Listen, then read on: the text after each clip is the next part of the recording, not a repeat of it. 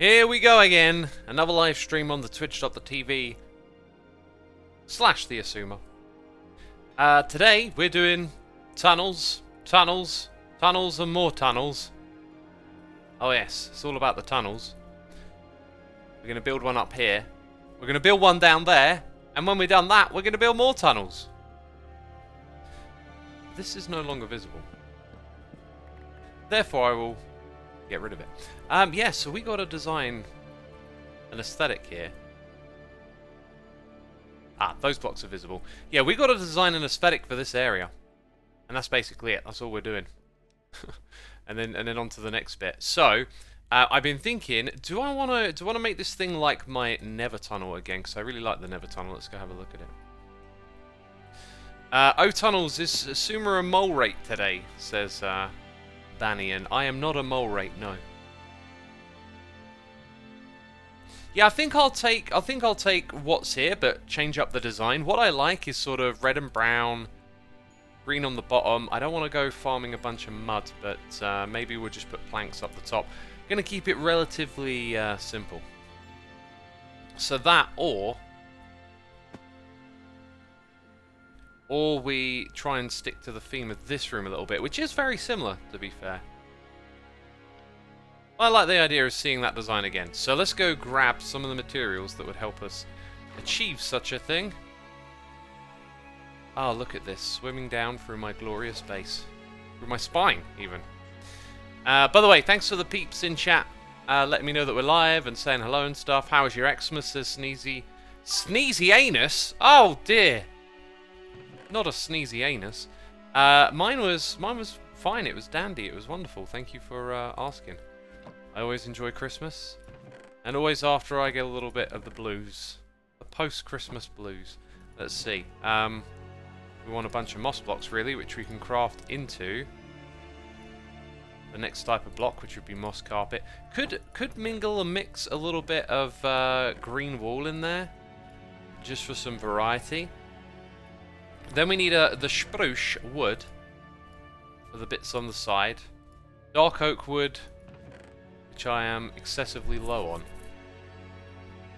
Yeah, maybe we'll change up what's going on in there a lot, actually. I need to think about what materials I have available to me. I can always go buy some more, of course. And for the ceiling, it'll probably be more dark oak wood. Maybe a few redstone lamps on the wall to kind of bring that feeling back. But we're low on redstone and glowstone. Might have to take another trip to the wool farm. And as we're over here grabbing tons of stuff... Okay, this can all get sorted away at another point in time. Might use a little bit of that. That's about it, I think. Grab a shulker box so that we are able to just throw whatever we don't need into here. We got Trans Tech Girl here for 3 months saying, due to unforeseen circumstances, I've moved back in with my mum. Going to take your advice and take control of the situation by saving to buy a home rather than accepting it will never happen. That is awesome. Awesome to hear. That is a great attitude to try and take control of your surroundings. I wish you the best with that. Yeah, you know, if you take a plan of action, look, it's not a guarantee that things work out, but you are far more likely to succeed at something like that if you take control. And taking more control of your own personal finances and taking responsibility for them, that can teach you a lot too, you know. You can start to look at your own behavior and what you spend your money on differently, and who knows, you know, like you may have this goal of like moving out and having your own house, but you might learn so much more else on the way too. So I really hope that works out for you. That's so awesome to hear. Cactus Cactu PNG is here for 4 months. We also had Jonah Berry signing up on the Patreon. Thank you for doing that. If you're here or you're not, I appreciate it. But yeah, new patron has joined our community. Is awesome. Lots of bone blocks everywhere. Lol, says Sneezy Anus. I could do a bone block thing, but I think I'm going to stick with what my mind's eye just kind of threw at me, which is having this stuff everywhere, right? Just kind of occurred to me, I could put like carpets down, because I in my head it was like I'm going to craft carpets too, but apparently not. Okay, so rules of random blocks will be, there's not a lot of green wool, but it slivers out a little bit from wherever it's at. These will need to become blocks that are powered, so I'm not going to break those right now. We will need to get some levers. So again, remember the rules. Little bit like that, and then maybe another one just down here, and then maybe a tiny patch of it somewhere around this spot. Cool, that should work.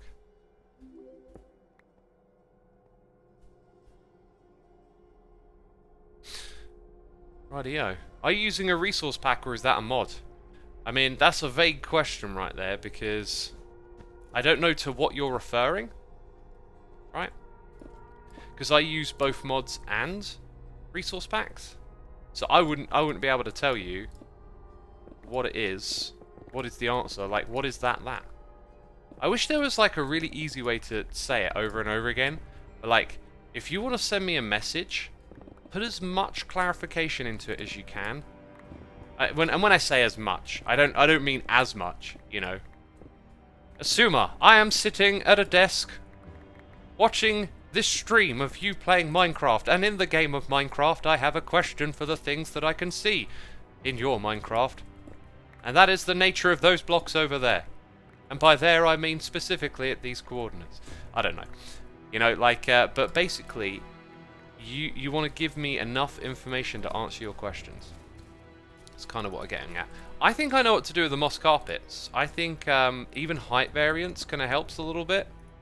So having little patches of carpet like this could just bring a little something extra to this tunnel. Let's make a few more of them. Today, my friends, we're listening to Matt Ullman's Torchlight soundtrack again. Just kind of occurred to me when writing about it the other day that this was the record that was an absolute gift. Like, oh my god, I can't believe this exists. And I listened to it a lot, and now I want to keep listening to it. I want some of those Diablo vibes. In fact, I really want to play Diablo again.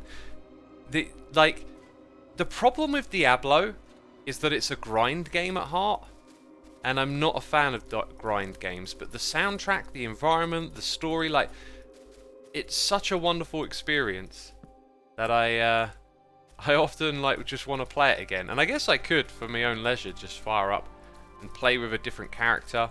I think I've never really played it with a couple of classes all the way through. Here's a spot for those. Yeah, I'm looking for a good excuse to play Diablo 2 again, that's for sure. Oh, and Diablo 4's coming out next year, isn't it? There's something to talk about. So the Diablo Immortal game, I played a little bit of it on my iPad, and it looked really good, actually. I was thinking, yeah, whenever I've got a little bit of downtime, maybe I'm traveling, got the iPad with you, play a little bit of Diablo Immortal. But unfortunately, because it requires so much downloading, I couldn't really play it. And I didn't get to see too far into it. I did like the first mission or something. And then I got exposed to the fact that it has some rather predatory game design built into it, where it's trying to leverage the experience against your wallet, essentially, and create battle passes and game mechanics that I am not in favour of. So this kind of made me think, I should probably just uninstall it. I don't want to play in a game with that sort of ecosystem. Have we got any cobble here? We do. This is a junk chest that I forgot to throw away, but now it's become useful. Right, bunch of those. And yeah, just got to sort these rails out with some moss blocks that are powered, which can always be a little bit tricky because you've got to go right under them. Do you think you'll ever play Pokemon on stream? Oh, I think that would be highly unlikely. Highly unlikely. So, I need one more thing here, don't I? No, not that. This one. So anyway, then I see, okay, like Diablo 4 is actually not too far away, right? But now there's like rumors that it's going to have some predatory game style built into it. I really, really hope they don't do that. I want to play Diablo 4 like the Diablos that I knew growing up. You buy the game, you buy the experience. Sometimes there's an expansion pack, but that's it. All this microtransaction stuff, it's really unsavory for me. Ah! Beef will have some important administrative information for me today that I need to be aware of. I'm sure he'll let me know in due time. He's probably logging on to check. How do it sub with Twitch Prime, says Labrats. I believe you just took up your account to Twitch Prime. See, I don't actually know because I've never done that. But yeah, you should be able to hook up your accounts and then hit a subscription somewhere. Like, you know, there'll be some sort of instruction somewhere out there on the internet, right? If you search for it.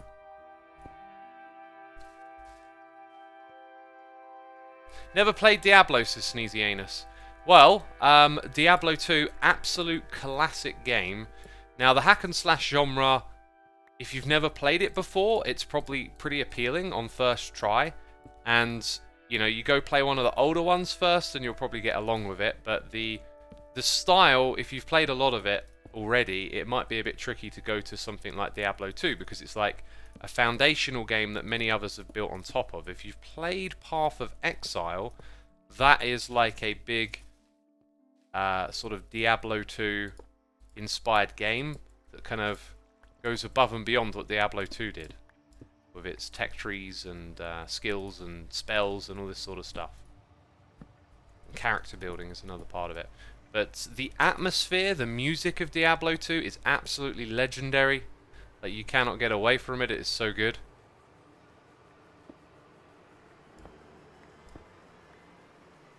And for that reason, it makes, like, replaying it really, really fun.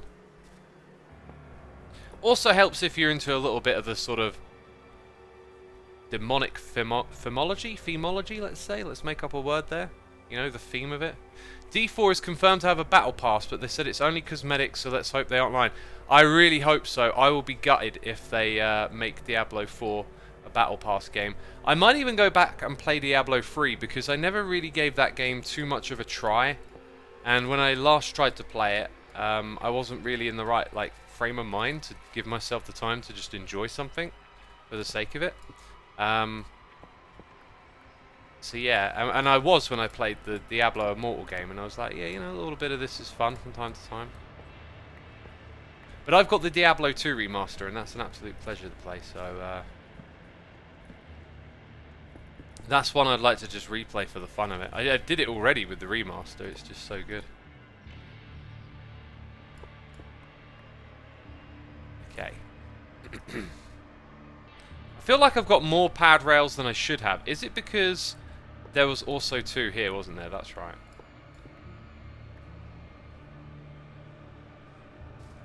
Okay, now we need that other type of rail.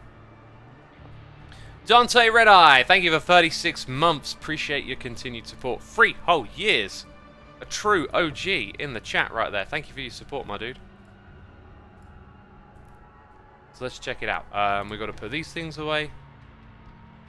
And then we've got to put loads of rails back. I was just putting them back in the box, and then I'm like, hang on a minute. This whole thing needs a bunch of rails.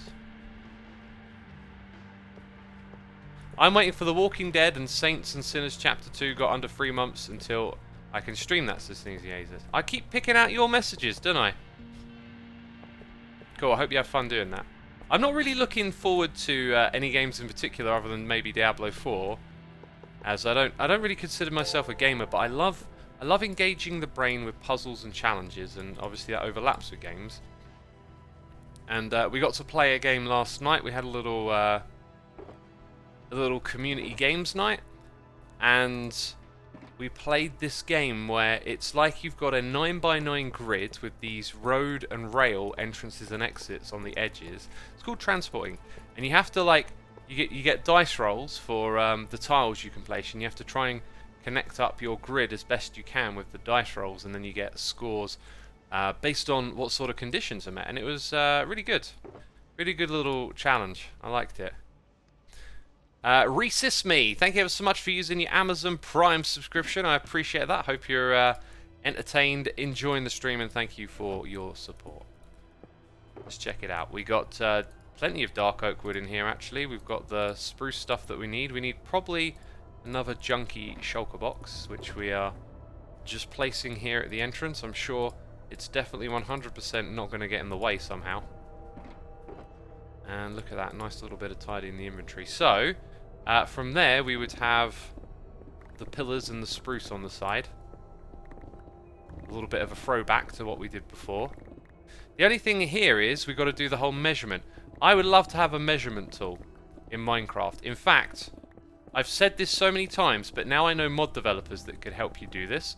So, like, we've seen the line tool. What I would love is if I could just point here and say, look, mod, count from there over to there, and then visualize ways in which I can break this up. We have been streaming for 15 minutes. I just noticed that there is, you know, a lukewarm cup of tea next to me. It's time to start drinking it, basically. It is time to start drinking it. Measurement tool in a block game, says Banyan. Makes total sense, right? Minecraft isn't really a game in the traditional sense. It's more like the box a game comes in. You make your own fun.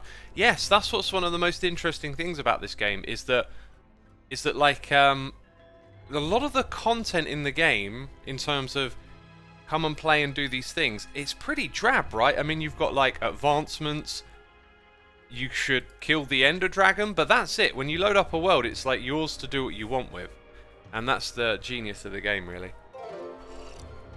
It's the sandbox. Dr. Jazz says, in Diablo 2, I still remember how surprised I was to get to the bottom and discovering you became what you were defeating. Couldn't really get into Diablo 3, but 2 was an experience for sure. Wasn't that the end of Diablo 1?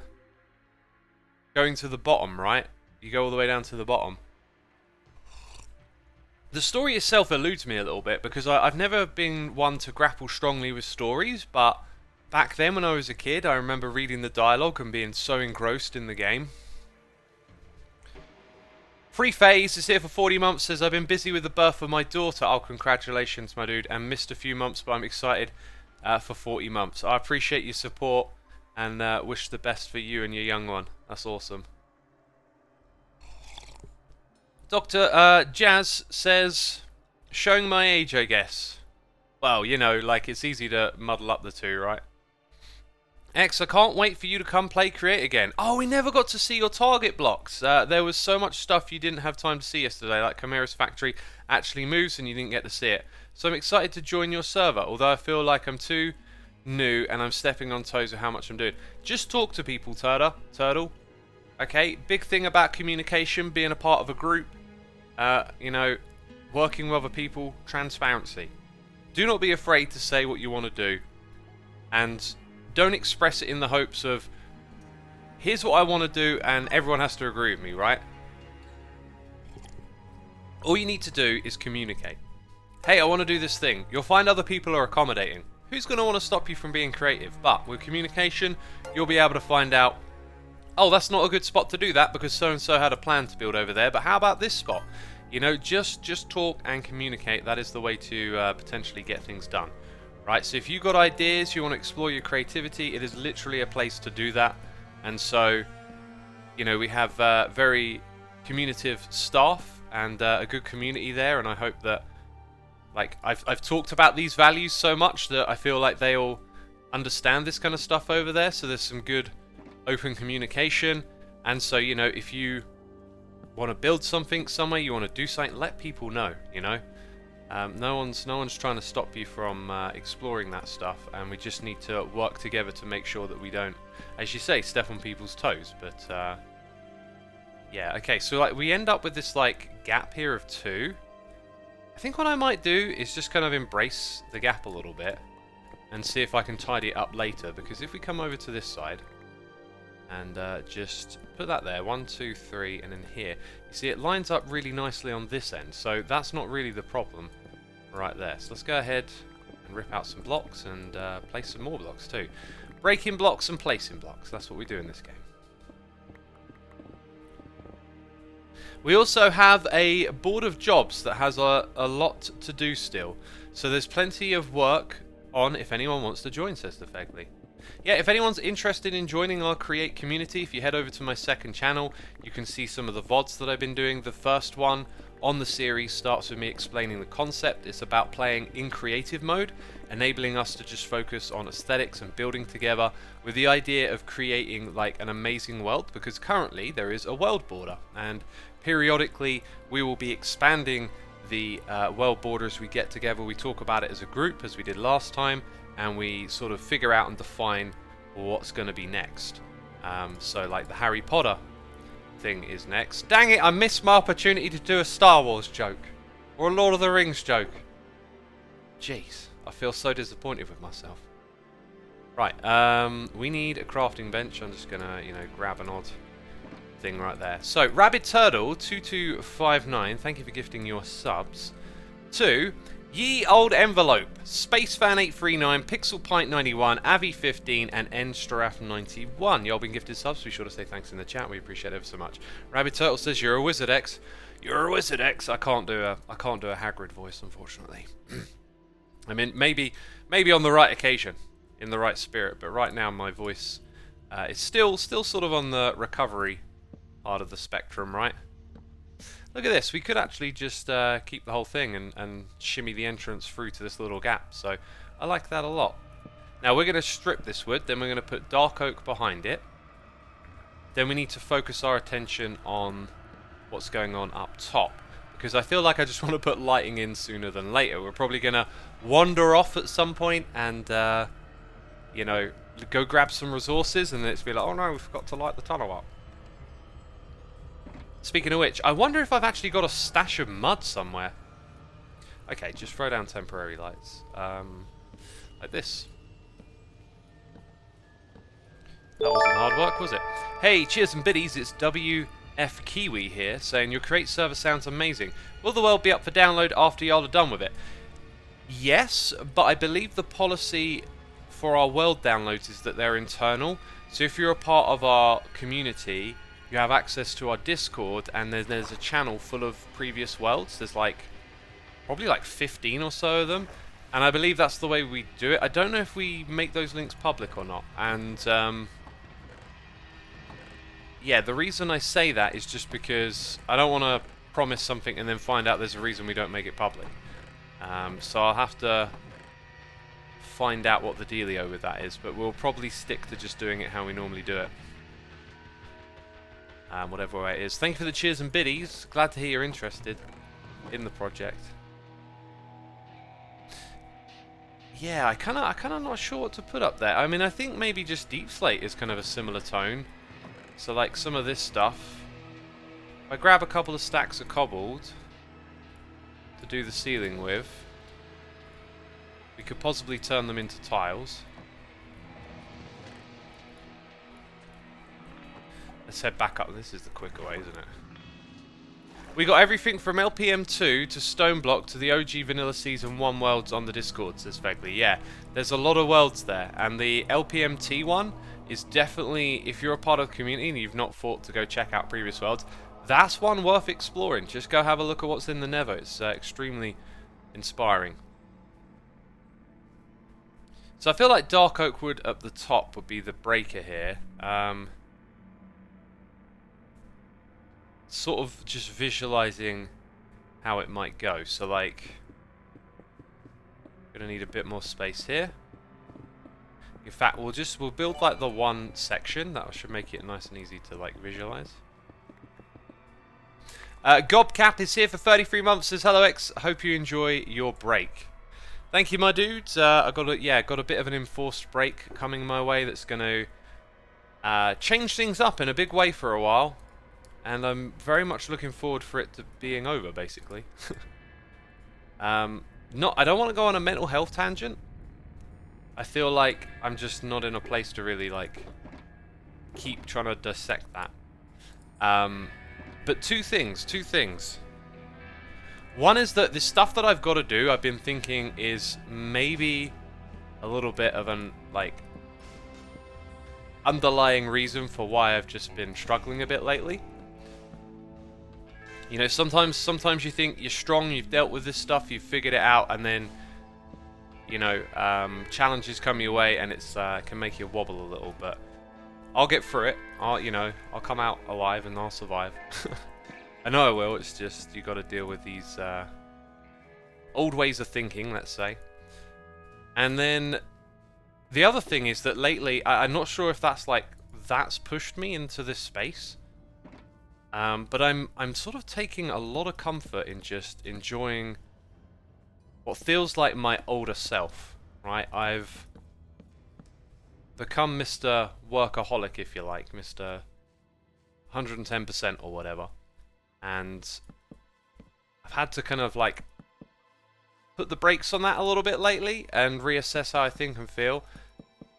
And I've just been reminded of like how not everything you do is about getting something out of yourself with your time. Sometimes you got to give time for to yourself to just enjoy something you enjoy. And like the rhyme and reason of what that is doesn't have to be productivity and, you know, other life goals, right? So you need the old work-life balance, right? And by doing something for a living that is a passion for me, you know, a creative pursuit, I think I have eluded myself a little bit in realizing that just because that thing is also a pleasure, you know, I know that it's still work, but you maybe have to then think of it like that. Like, it's in the work part of the work-life balance too. I like that. We're going to go with that. We are going to go with that. So, as I said, I didn't want to get too deep into it. That's just my kind of like latest insight that has been quite clear to me. You know, talking about having a little bit of an itch to play Diablo again, right? You know, what would I do in the past? No, that's not my priority or whatever. But like, I can't deny myself that, you know, it brings me great joy to see that world and to have those experiences that game brings. Wise words. It's sometimes important to kick back and grab a book or something more that makes you happy, says Ellie Mo. Yes, yeah, you got to do things that just make you happy for the simple pleasures, as well as, you know, like I said, it's a balance. You obviously got to do your work and make your living, and I think for me, it's starting to feel like that was pretty much what I said was it. You know, there's a work-life balance, and perhaps I made the mistake of seeing what I do. This right here is a part of that equation. Streaming, I would say less so. Streaming definitely leans more into the pleasureful side, but making videos a little more in the working direction, and that's where you got to balance things out and realize that, yeah, you love playing this game and making videos. It's awesome. Who wouldn't love doing that? But it is, you know, technically work, and you got to get that balance right. So let's leave it there, just because I don't want to like ruminate on those thoughts too much. I'm trying to get myself into a space where I'm just not trying to tackle it constantly and just figure things out later on through reflection. X, you gotta eat eventually. Lols, the sneezy anus. After this stream, I'm gonna go down to Asda, get myself an Asda pizza, a bag of popcorn, gonna enjoy a movie, you know, eat some good food, treat myself. And I had a curry yesterday, so I'm treating myself twice. Fragrant Badger, thank you for that lovely message. That's really appreciated. We got Shao6 Ron here with the Prime. Appreciate you using that on me, my dude. And Gobcaps here for 33 months. I think I read that one out already. That's what kicked me off on this thing. Hope you enjoy your break, right? And then we started talking about this. Well, thank you again. The Vertical Banana says, what are you going to watch? I am going to watch probably Nightcrawler. That was a movie that I saw when it came out, and then I thought one day I'll watch that again. That's such an awesome movie. But I've been really itching for some sort of like World War II movies or something. I think I'm going to put Deep Slate Tiles up there, by the way. I have been listening to The Rise and Fall of the Third Reich for like months now. It is an enormous book, and I'm nearly like at the very end of it, and like it is just like it's heavy reading at times. Heavy reading. But I don't know. I'm like eternally fascinated by that era in history. I think a lot of the reasons why World War II can be so engrossing Not to, in no way here, by the way, to, you know, because like, in some respect, you're entertained, right? Like, this intrigues you, you're interested, you listen to the stories, the recorded history of what happened, but like, it should always be expressed that it is about like examining humanity and seeing the worst demons of our nature, and it's. I'm not someone who's like, oh yeah, war, you know, how great. It's like it's a horror, but you look at the horror show and you try and learn something from it. So, yeah, as I've been like I've just been sort of engrossed with this stuff for such a long time. Like, it's just eternally intriguing. There's so much to like learn from that era of history. And it got me thinking, like, maybe I'll watch a World War II movie, like Downfall or something. But dang, that book is heavy, heavy reading.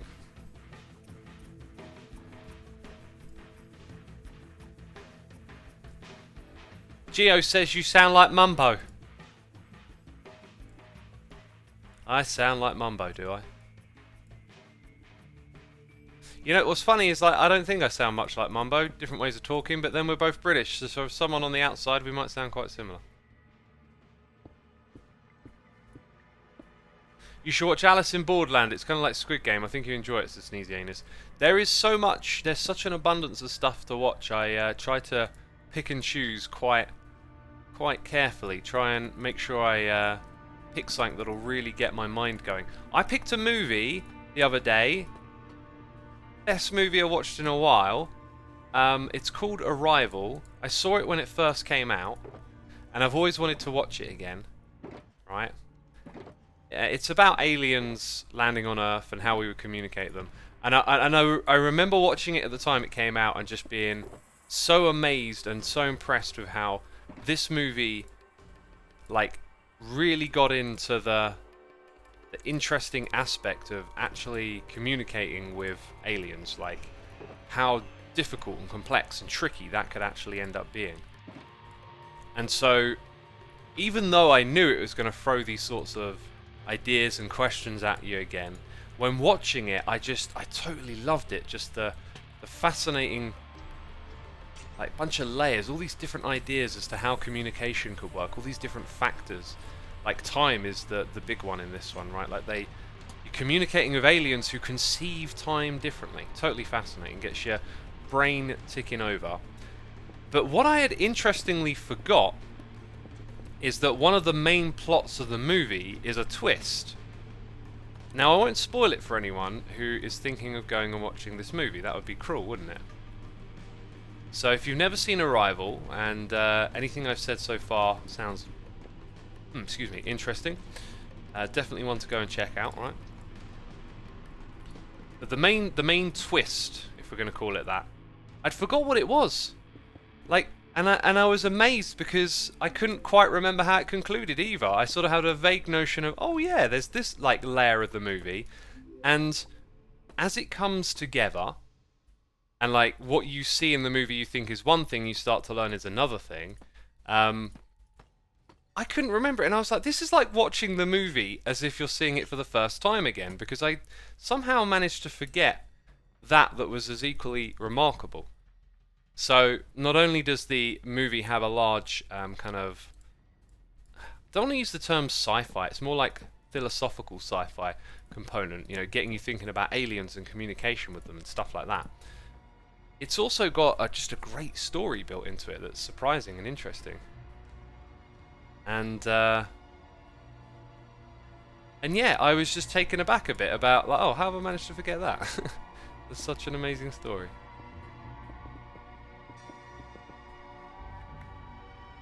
Hey X, do you have a favourite song, says Labrats? I do, it's called The Insight and the Catharsis. If you go listen to it, be sure to read the lyrics as well.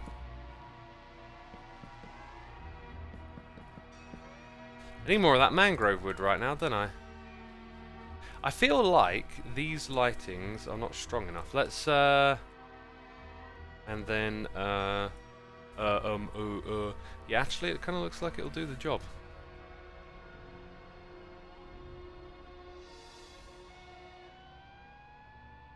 Oh, beef logged. Oh wait, beef's gone.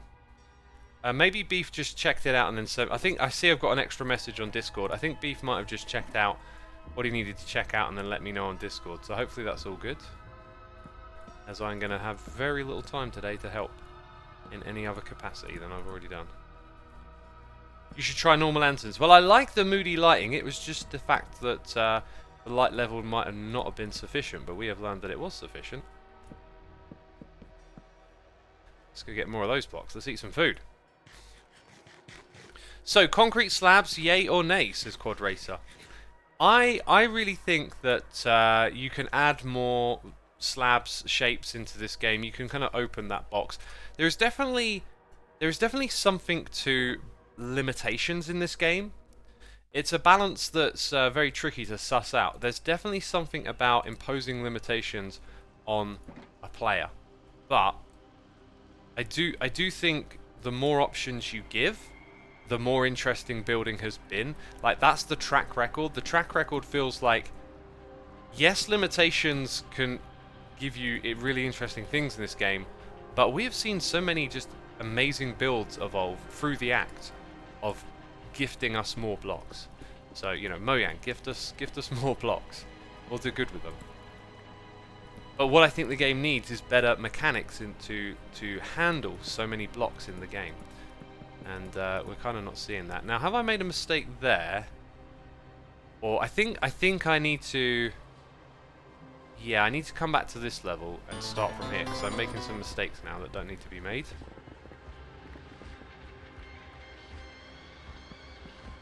Because they're actually at this level right now. Cup Lex, the one, the only. 69 months. Did someone say tunnels? I said tunnels. I'm building the tunnels. Here they are. Appreciate you, my dude. Thank you for all you do. Thank you for your help on the Create Mod and all that stuff too. Appreciate it. 69 months. Sneezy Anus says 69 months. Nice. You would say that, wouldn't you? Nice. Okay, let's go make more of the stairs. Some of the slabs are needed too. And there they are.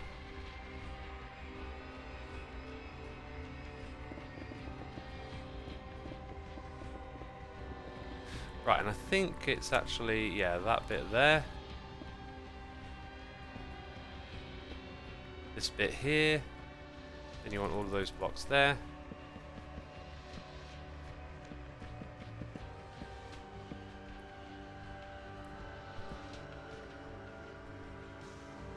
Well, I'd say a lot more weird stuff, but I don't want your Twitch account banned. Yeah, please keep it PG. Speaking of movies, I highly recommend Everything Everywhere All at Once if you haven't watched it. I did watch it, and unfortunately, not a fan. I would probably give that movie a 2 out of 10, which I know you're thinking is blasphemy. I was really actually massively excited to see that movie, but it just lost me quite quickly.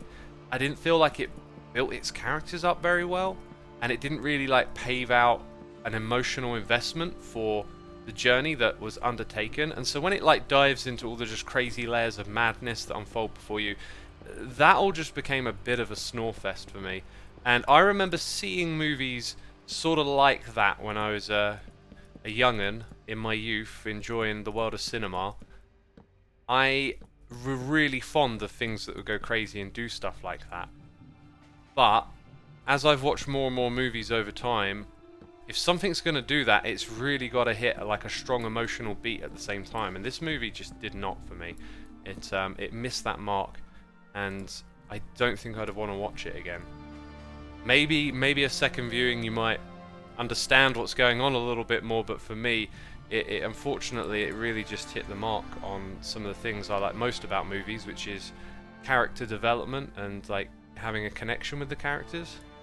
And I just didn't get a sense of that because I didn't feel like they really set up the time to develop the characters. They also go from like quite a mundane existence into something really radical and extreme, and I just wasn't sold on that transition either.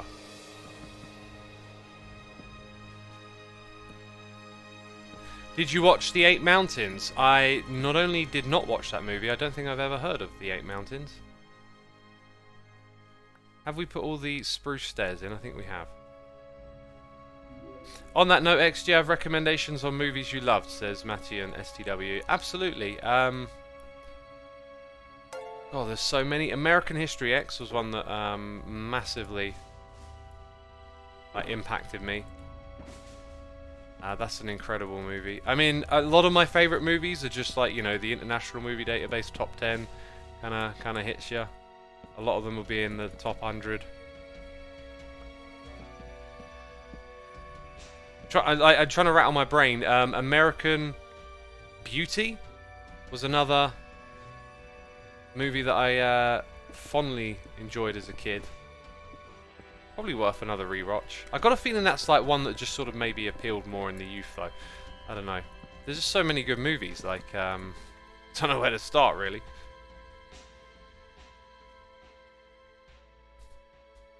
Have you watched /read Ready Player One? I watched the movie and I wasn't really keen on it. Can't really tell you why. I just kind of remember it not really having much of an impression on me. Syrian56451, thank you for subscribing, appreciate it. Have you seen Avatar Way of the Water? If that's the new Avatar, I haven't. I never liked the first Avatar much. It didn't do much for me, so I haven't pursued watching this newest one, and probably won't unless, I don't know, I'll go have a read about it and see if people are saying good things, but I think it's likely I'll probably just give that one a miss.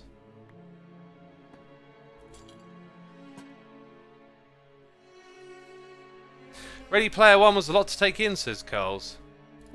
If I remember correctly, a lot of its subject matter was stuff that I've been listening to in podcasts. So I listened to the Lex Friedman podcast, which brings you into the world of robotics, AI, and concepts like virtual reality with, you know, people who have thought deeply about this stuff. And so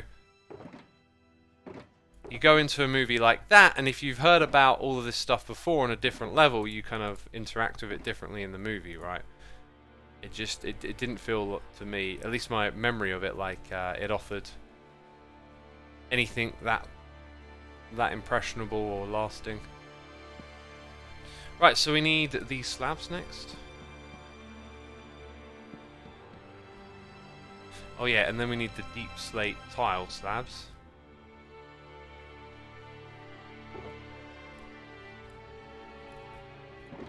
Which I'll have to craft, I think. Actually, I'm gonna need basically a whole bunch because I've got to do the whole panels, right? How long's it taken us to do this one? 40. Right, we're probably going to be like an hour on this tunnel, and then we've got like another one to do down below, and then I'm hoping to get some more done too. They had to compress a lot of the world buildings / challenges to fit a runtime. They ruined it. Didn't have enough visual spectacle like Avatar did, says Tabid. If you're talking, you see, we're talking about two things again. I think I get you're talking about Avatar, but always the clarification, because I thought you were going to talk about Ready Player One.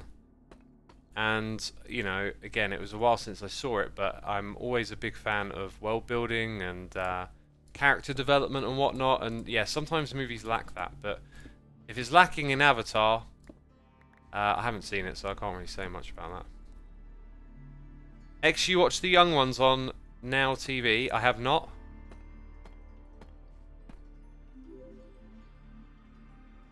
The Ready Player One movie underestimated the nostalgia factor, which has made the book interesting.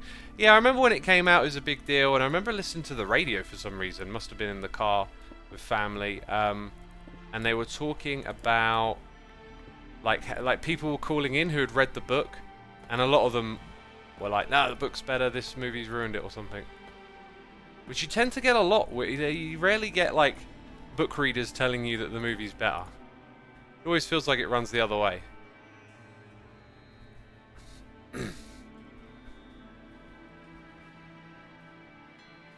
Mation says, dude, I don't watch movies a lot. I don't know what everyone's talking about. They're all talking about movies. That's what they're talking about.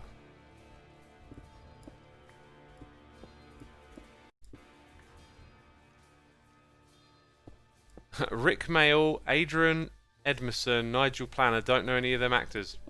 No. I might actually recognise faces, but those are not names that I know.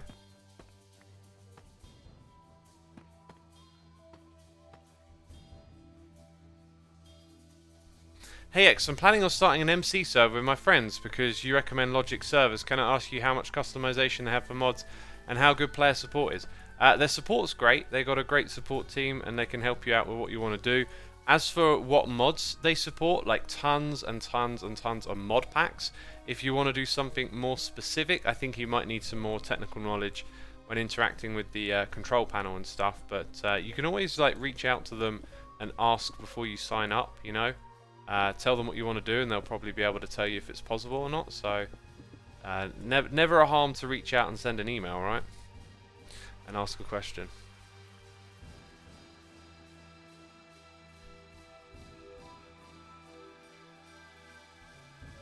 Red Dragons, Silence of the Lambs and Hannibal with Anthony Hopkins.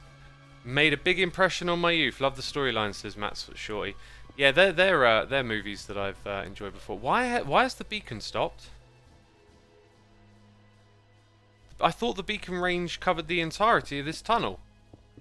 Since we've been digging it out with such a thing this entire time, right? Or does it run out over in this area?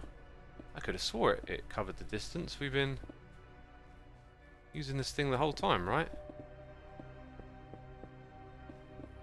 Now we only got aced. I guess that's about to run out.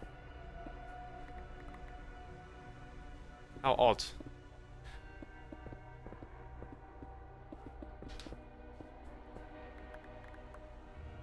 Did it just lag, says Mation?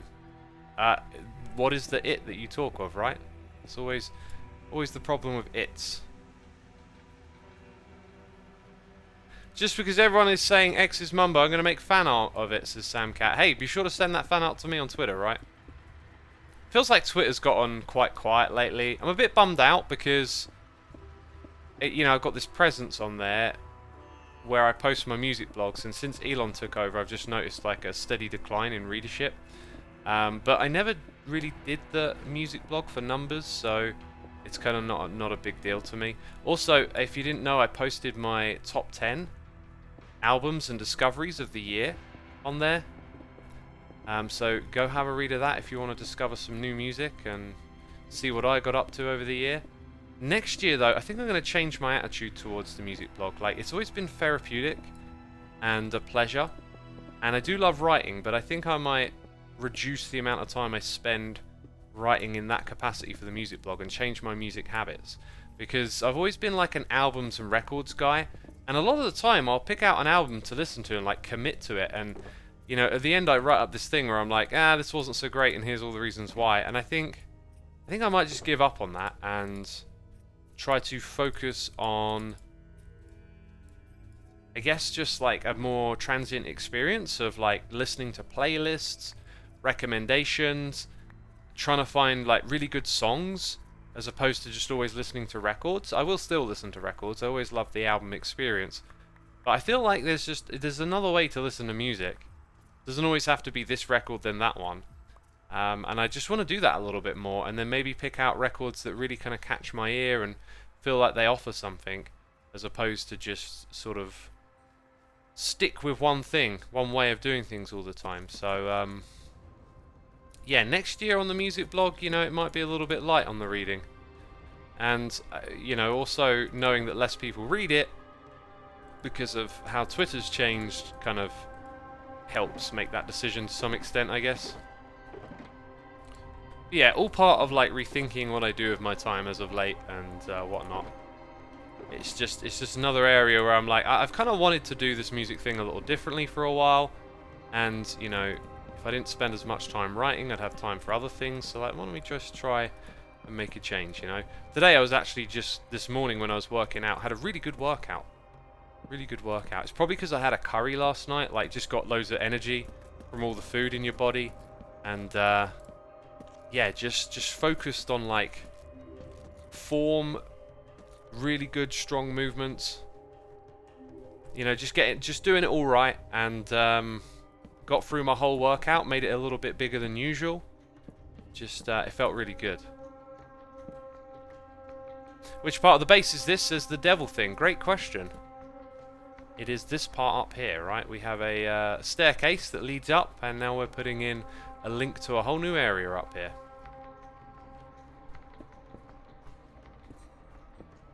You watched this movie, Roald Dahl Matilda the musical, Xisuma? Says Fat Foxboy even. I'm not really a fan of musicals, so I tend to shy away from them. One thing I have become a little bit more of a fan of lately is more family-friendly, like, kids' movies. They just remind me of, like, being a child again. Like, as much as I've talked about some distressing parts of childhood, I also do... There are nice memories, too, and they tend to just be, like, simple things, like peaceful times with family and whatnot. And, you know, Christmas evokes a lot of that, I think. It evokes a lot of that looking back, remembering. And I always like now watching, you know, TV and those classic movies they put on at Christmas. Just makes you feel good, reminds you of simpler times or whatever. And yeah, I found myself just enjoying some of those family movies a little bit more, as they would never be a pick for me on a movie night, right? Oh, you know, watch a family movie. It's usually like thriller and war and horror and suspense or something, or drama, you know, or a good proper drama. A lot of older kids movies hit different, says Rabbit Turtle. Well, a lot of older kids movies. I don't know quite what you mean by that, so I'm not sure which ones hit different. Thoughts on Big Hero 6? Don't know what it is. Couldn't tell you because I ain't got a clue. The good old days when you didn't have to cook your meals, says Ice T. Yeah, however, I love cooking. I find it really great to cook. So, I mean, I didn't always, right?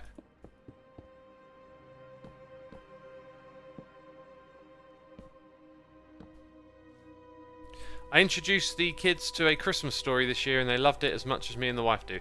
That's awesome. I believe A Christmas Story, isn't that the one with... Is it a black and white movie with the guy at the bridge who wants to kill himself and then they save him or something? A little bit vague on that one. I think I've only seen it once is the reason why. Movies like Atlantis and Home Alone. Atlantis, the movie. You know what movie I like? Waterworld. I think that movie's great. But Atlantis, I can't... Is that a Disney cartoon? Or am I just shooting in the wrong direction there? Are we out of Dark Oak?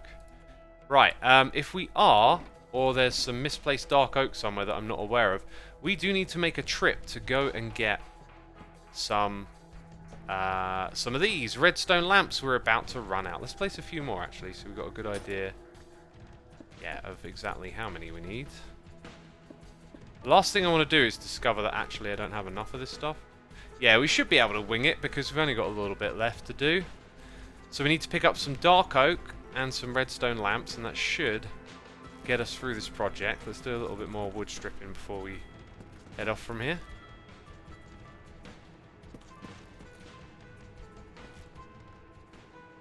Yes, it's a Disney movie. Okay, I got a feeling that came out maybe when I was a teenager, and it was just like I wasn't interested at that point in time, right?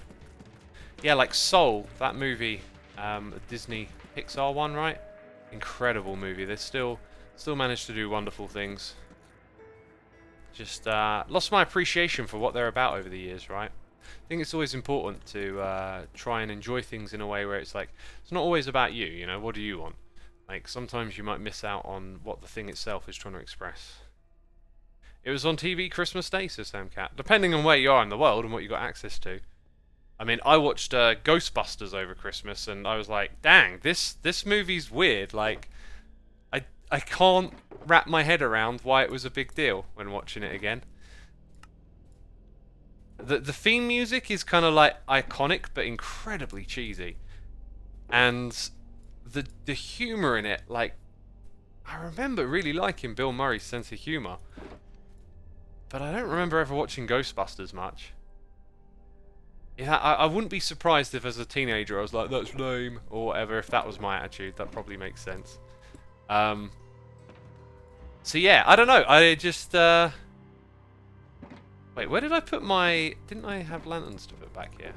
I don't know. Ghostbusters is a kind of meh movie, says Mation. That's what I thought when I was watching it. I was like, this is really like, Maybe it was something about the special effects at the time, or a lot of things are of the time, right? But especially special effects. Maybe they were like really impressive when they came out, and now it's like they're not. Anyway, peeps, what I want you to do right now is hit that follow button over here on Twitch. We've got 670 viewers. Thank you for coming by, hanging out with me today. I'm not able to stream again for a while, which sucks, but I'll get back to it. I'll be back before long. Let's now get over here. And I'm going to take a break because I need to go to the loo because I've been drinking loads of water when I was working out. Then I had a cup of tea. It's going through me. So peeps, I'll be right back. Don't go anywhere.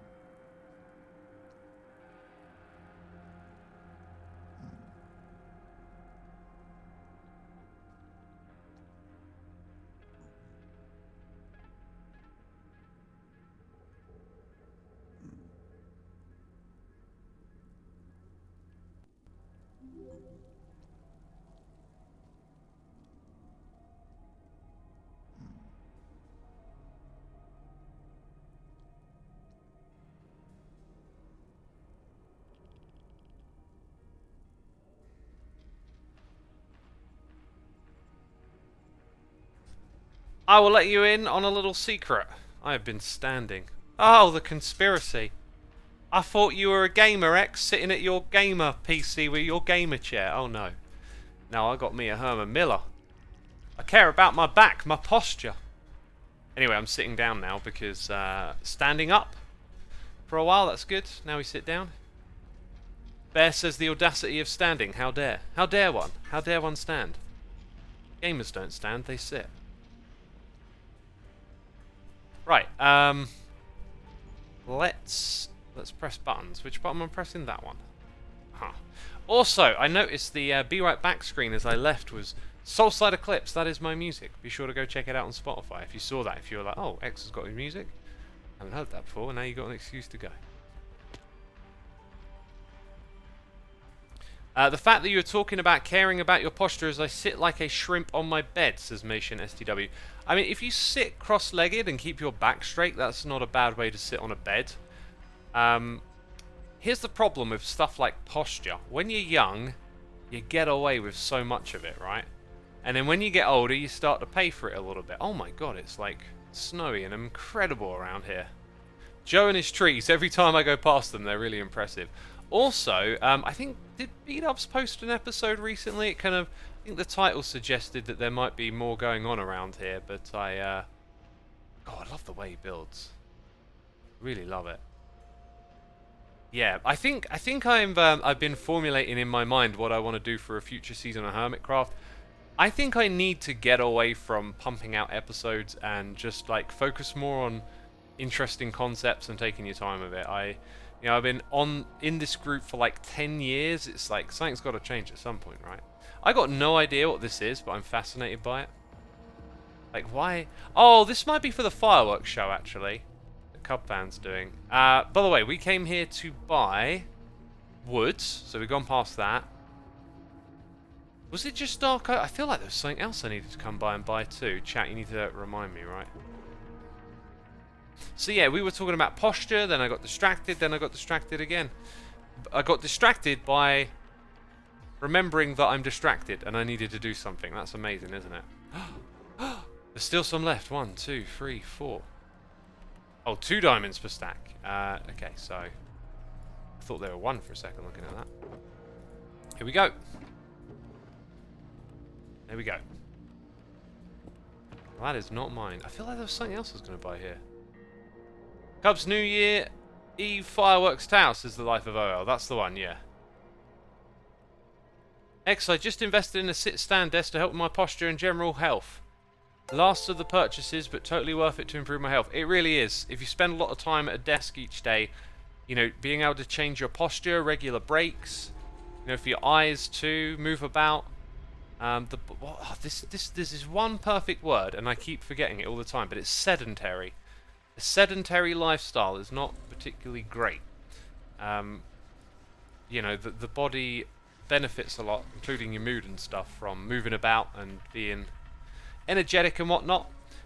Mini TT, thank you for your subscription. Appreciate it. Appreciate it. B-Dubs plays the game in a different way than you. He's like a painter. Yes, he absolutely is, and he does play in a different way.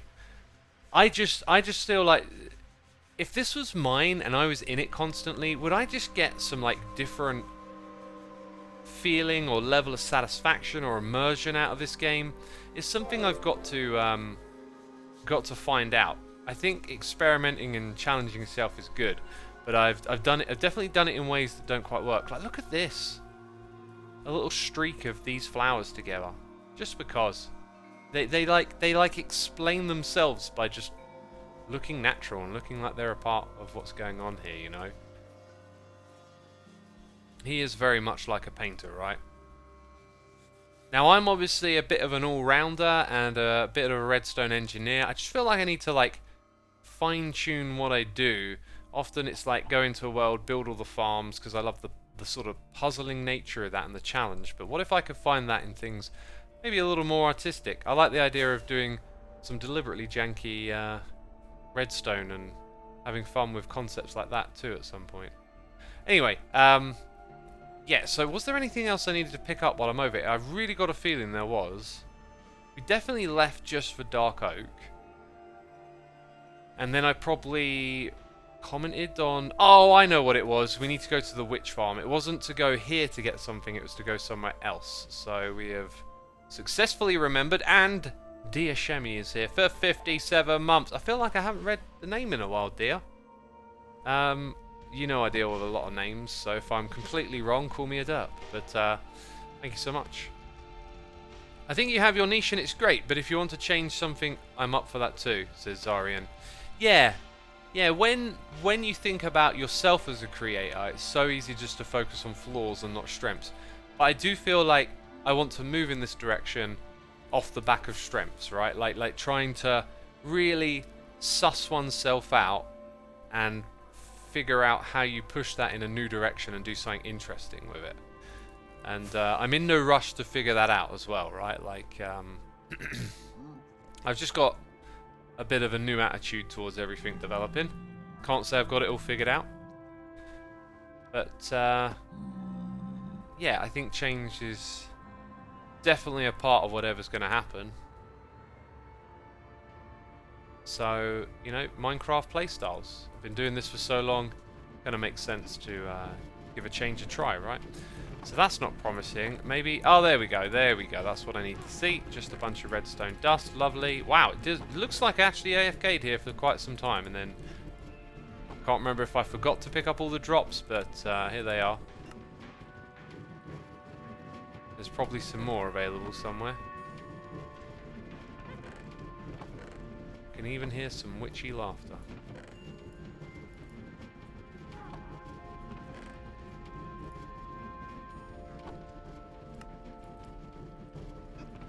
Okay. And that might be the last of it.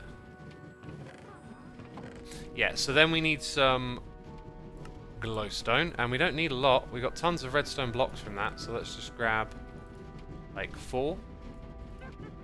Oh, and there's some more redstone coming through, which means there's a bunch there. Right, a few more blocks.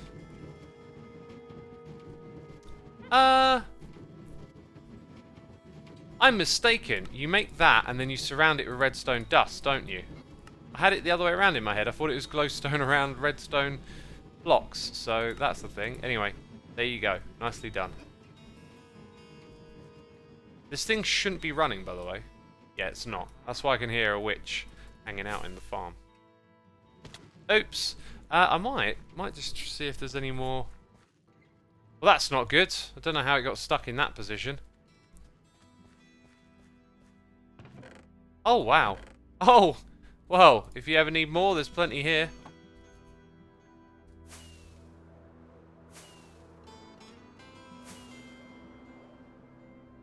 Talbar says, I'm thinking why I enjoy X's videos, what makes... Whoa, whoa, whoa, whoa, whoa, whoa, whoa. Okay, I know where I am.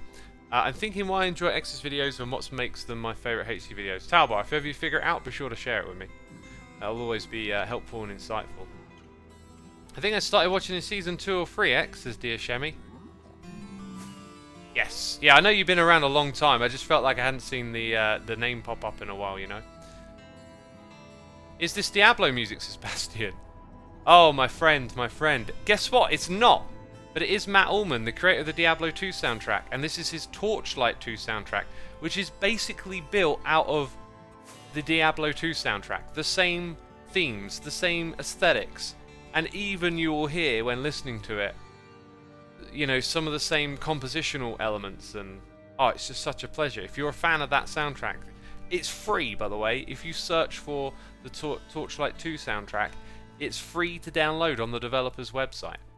And you can even use it in like an environment of streaming and whatnot. So, as a fan of the Diablo 2 soundtrack, what an absolute gem of a find.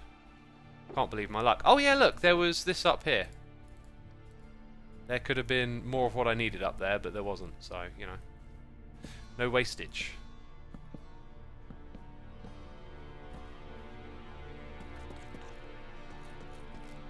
It's a very soothing soundtrack, says Zarian.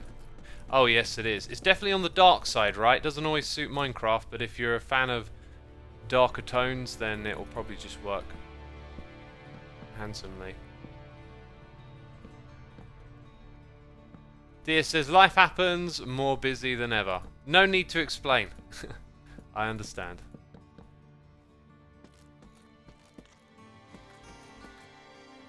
Hey Medi, thank you for the nice message, my dude. Appreciate it.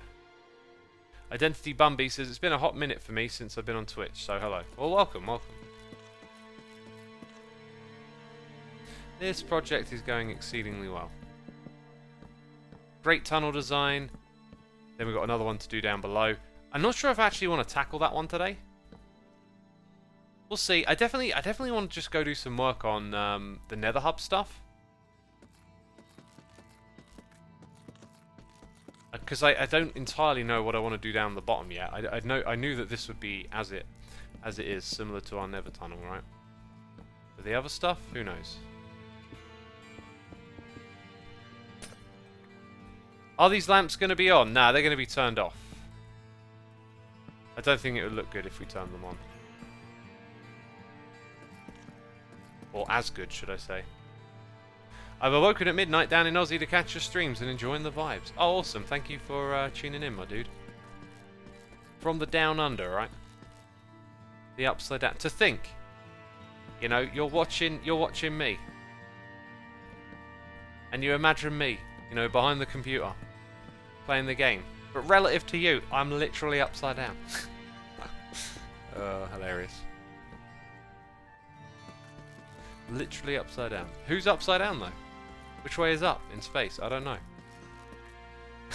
Oh, one of my favourite ever Ricky Gervais, Carl Pilkington moments. Where Carl Pilkington's going up into space and being like, oh yeah, you know, turn left. Go up. Talking about a monkey, like a monkey flying a spaceship. He's talking about like there being like an up or a left lever. It's so funny.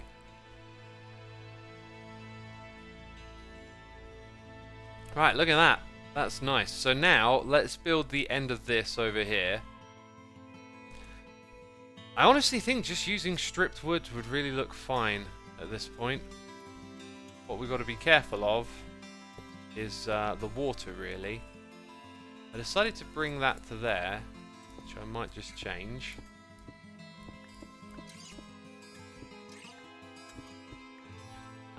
Yeah, we'll make it all go down a little bit lower. So these logs all need to be stripped.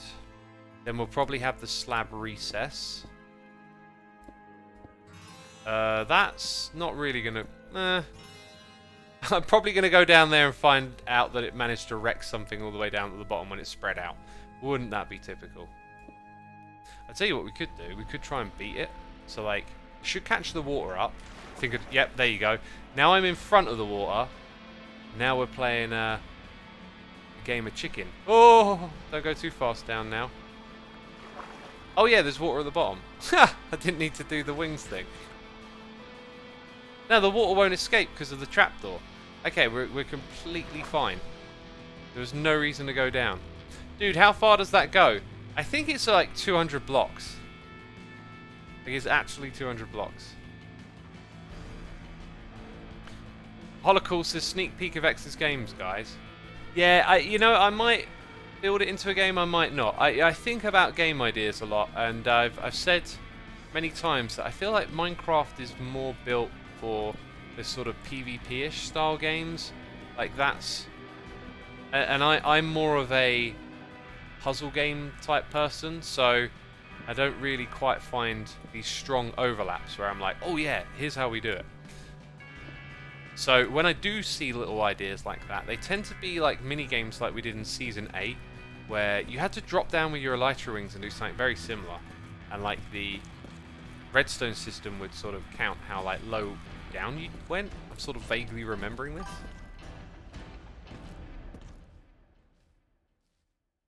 And it would be very similar, except we'd probably use like a timing system to figure it out. Well, I think it's the variety and pacing of your videos. You used to do this more in earlier season, multiple different projects, which you tackle each a little bit in each episode. The videos remain entertaining because the different projects and the audience keeps engaged. But we want to see the future of the projects. Talba, that's interesting, that's insightful. And then, how have I changed over time? Maybe I have become a bit more of a completionist. I do recall being far more comfortable with stuff taking time, and then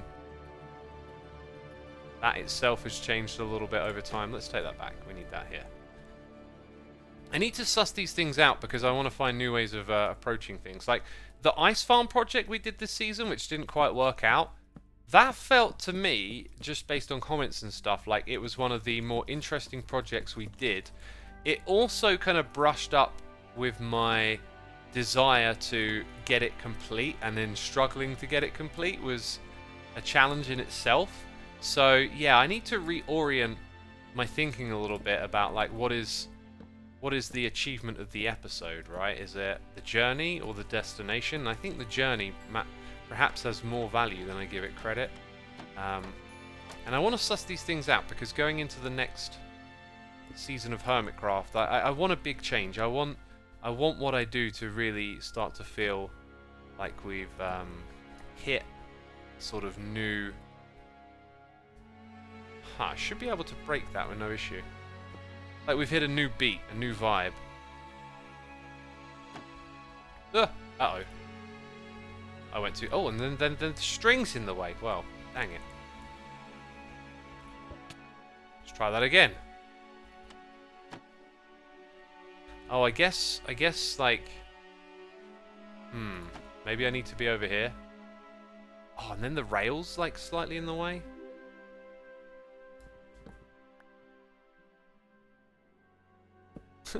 There you go. Eventually we found a spot where you can hit it.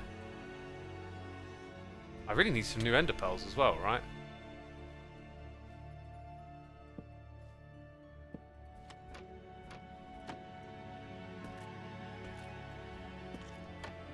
That's looking slick, all good, all covered. There's a tiny bit of stone back there, but I ain't too worried about that. Did we do the other ends? We did, but we left some blocks over there. We also got torches here in the middle that don't need to be. If I take this off now, that's... Oh, it is actually, like, really dark in here. I think I'm going to change the lighting and put it higher up and turn it to regular lanterns. Queen Chazzy, thank you ever so much for your 2 months of support. Hope you're having a good day. I'm having a great day. Thank you ever so much for asking. We need to get ender pearls sorted out and rockets pretty soon. Might as well just do the rockets now. Then our lanterns over here. Actually, I think there might be 8 sections. I'm going to get rid of the chain.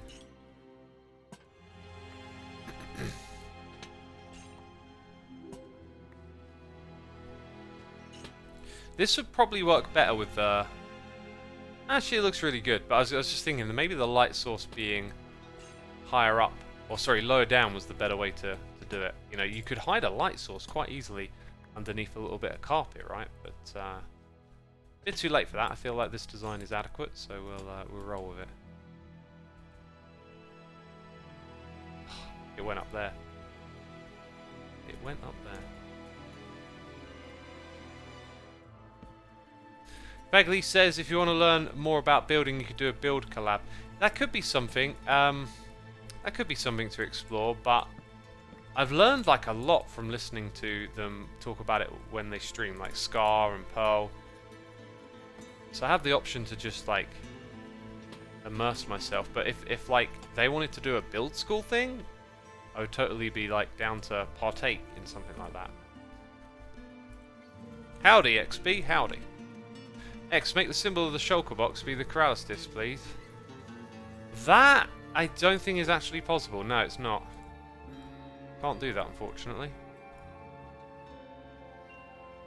Okay, what about our redstone box? We can bring our supplies up here.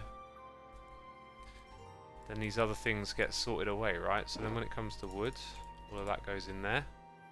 We have completed this tunnel, and it's gorgeous. Looks great. Ah, we need to ask Beef something.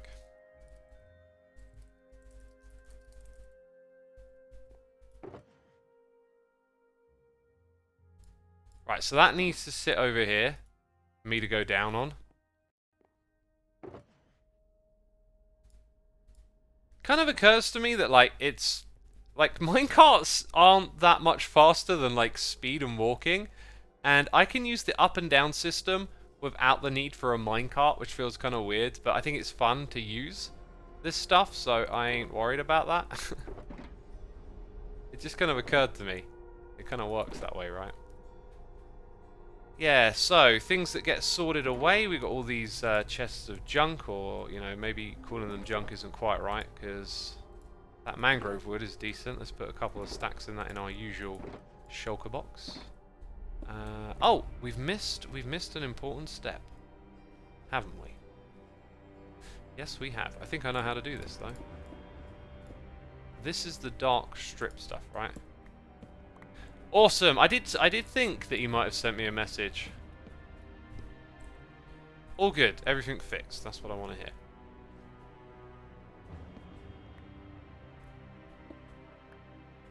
So yeah, with these two blocks, I was thinking we could put moss through there, but I don't think that's going to work actually. I think just keeping that kind of thing going will help. And we got a noise in the ear. What is it here? It's AJ Main 12. I don't know why I decided to sing. 30 months of support. Thank you so much. Appreciate it, my dude. And hopefully you're enjoying the stream. BadBot11 says, hello, X. Got a technical question for you. How do you hermits across the world who have substantial distances apart from one another all get good connection speeds to Hermitcraft? Ah, well, that is by very particularly choosing the host in a particular location that seems to work best for everyone. It's beefy hardware, it's properly, you know, connected and all that kind of stuff. And there's a bunch of technical connection magic going on, you know. There's you know, having a server is one thing, but knowing how to hook it up and do all the back-end stuff is another thing. And that back-end stuff can make a big difference, right? Okay,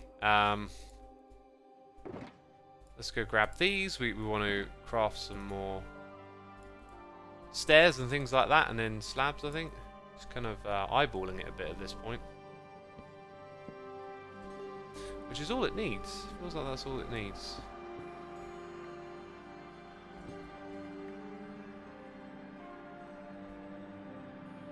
Yeah, I am wondering if we could perhaps introduce a few more blocks here and do something slightly different as I just look at the shape and stuff. Let's get rid of that torch as well. If I bring that down here... So many shulker boxes, dang. Right. If we go for it like that... I reckon something like that could work.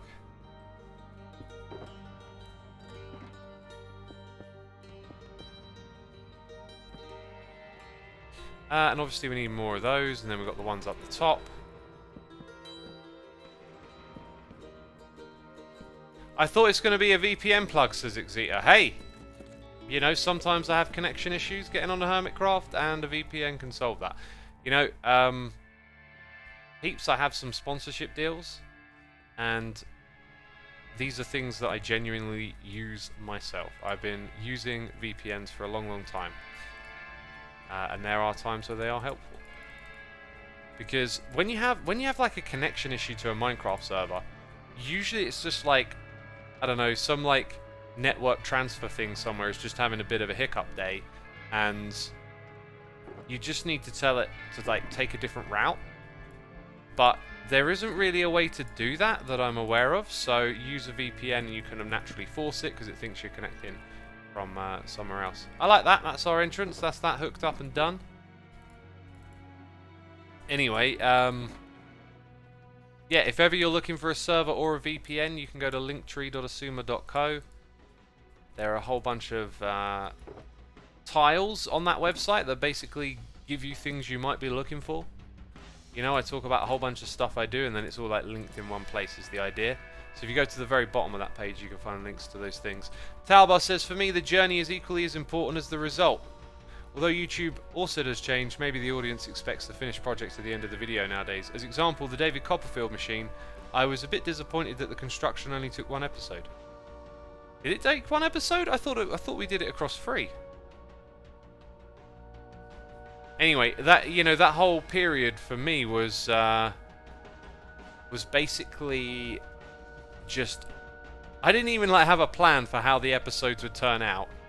It was just like, let's log on, play every day, work with Pixel as much as I can while he's here, and then I'll record clips. And you know, sometimes I'd be thinking I didn't have much, and then I would go to the clip and it would be like, oh, we've got like, you know, 3/4 of an episode here. Well, I'll just go do something else and wrap it up, and then there's your episode. And maybe that's not the right way to make episodes, you know?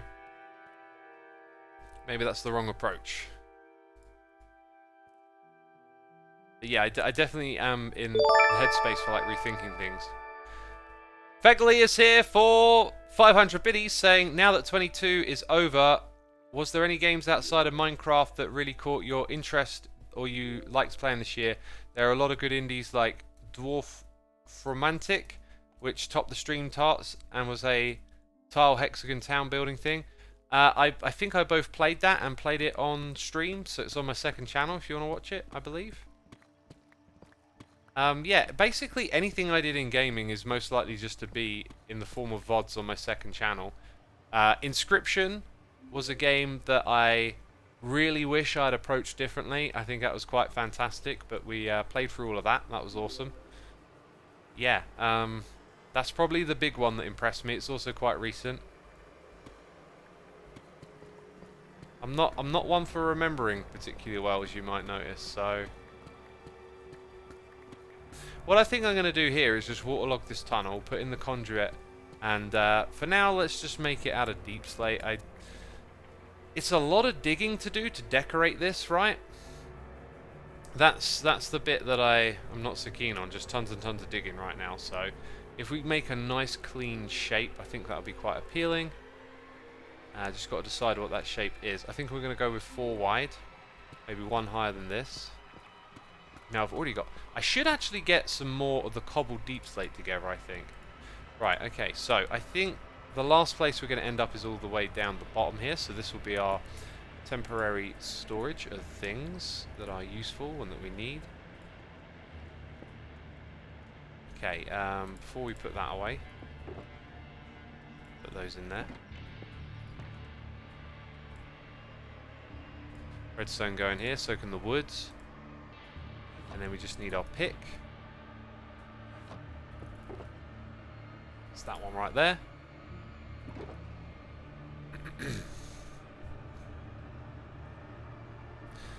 Bits jump scare. Now there is a giant pencil streak straight through X's head on my drawing. Oh, okay, you jumped and now you've...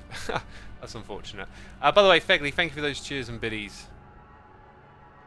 Appreciate it. I did look at my Steam Recapped a little while ago, but I can't remember what really stood out. Oh, apparently I played City Skylines earlier in the year. I have no recollection of that at all. It was like, did I? I might have fired it up one day and then left it running while being distracted with something else. That was the only thing I could think of, where I was like, maybe that's just a mistake. Yeah, so, here we go. Like, we got the pick, we do the digging, we place the blocks. Dear Shemi says, just 999,988, 370 more derp coins for a face reveal. You'll get there soon. You'll get there in a couple of eternities. Right, so what is this thing? It's 4 wide. This being the 4th bit of width. That's why I haven't dug it yet, because it's also this. So let's get the shape in place. I guess this is the floor, isn't it? So... maybe we'll just go over square, since I'm not massively fussed about this tunnel. Mainly just because it's deep slate and it just takes so long to dig out, right? I listened to Biffa play City Skylines, it's so relaxing, says Pixelbite. Yeah, he's doing a great thing with his City Skylines videos, right? Oh, apparently I streamed it twice, says Cars. Cool, can't remember what my plan was there, like... or what we did, but you know, that's just another game where it's so great, but if you're going to get stuck in, it's like a bit of a time commitment, and that's usually what the drawback is for me. Like I'd want to do some big mega city, right, and I'll just play it casually for a couple of hours and then do something else.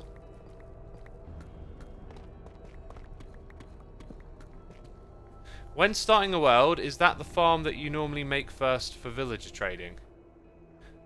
I tend not to do villager trading that much. I did it at Season 8, but that, apart from Season 2 and Season 8, they are my only real villager trading seasons, if I'm not mistaken.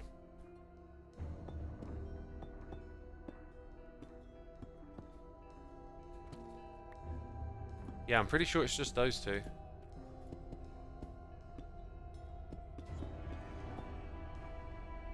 I think next season I'll definitely take advantage of them as quick as possible.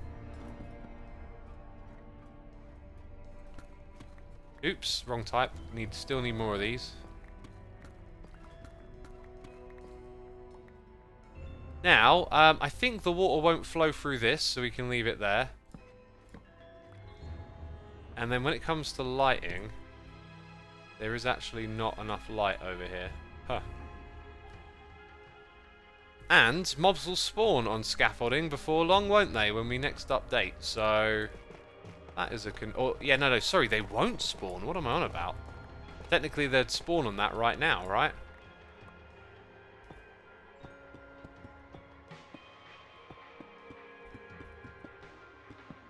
Whoops. Okay. Clearly, I need to dig out more with the other pick first. After I put a bunch of it away, of course. Do villagers need a nerf, says Talbar? The villagers, they address this awkward idea, which is that, like, a lot of the stuff in the game can be pretty hard if you want to do things on, like, a big level.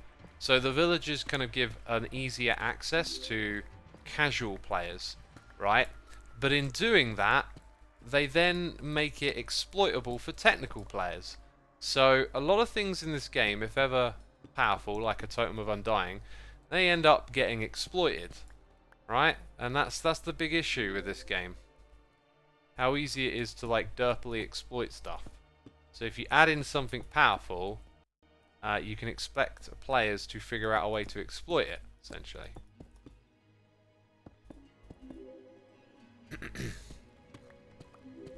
So, you know, they have an intended use, but they will get exploited.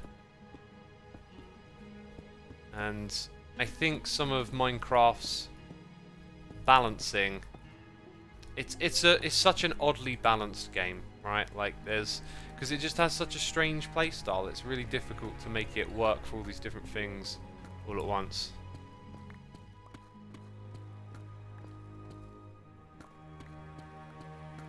Don't nerf villagers, buff enchanting tables, says Lucaro. I still think it would be a hard balance to strike.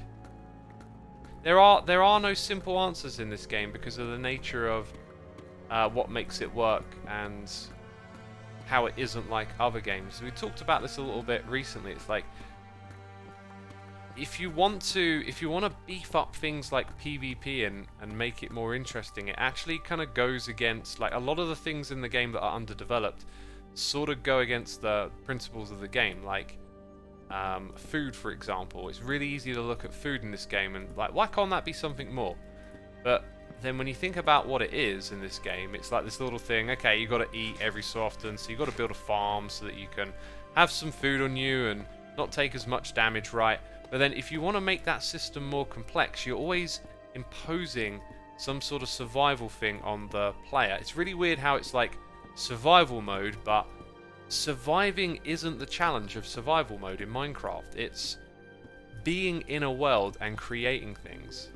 And I don't know how much Mojang consider that the philosophy for their development, but if you approach the game from that angle, then things look less like flaws when you think in terms of power play. Like the villagers is like, well, you know, that just enables you to do more creativity in the game. So if Mojang were to take like a firmer stance on that and sort of make it clear that it's about doing that, then they could, I think, kind of make these things feel less like flaws or being overpowered and just sort of emphasize the creativity. But it's annoying because they don't do that, right? And at the same time, you know, they don't want to overhaul the inventory and make things like building easier. They don't add in building tools. So it resides in this weird place where it's like a mishmash of multiple things, and the thing that makes the game genius isn't actually being exploited to its fullest extent. I guess is how I would say. Maybe add a real survival mode, says GNU Patel. So if you add a real survival mode, you're going to have to make like an entirely separate set of rules between, like, I don't know, a creative survival mode and a survival mode. And I think fracturing the game too much is probably not a great move. Oh yeah, I think now we should be using the other pick probably. Get some more of that cobbled stuff.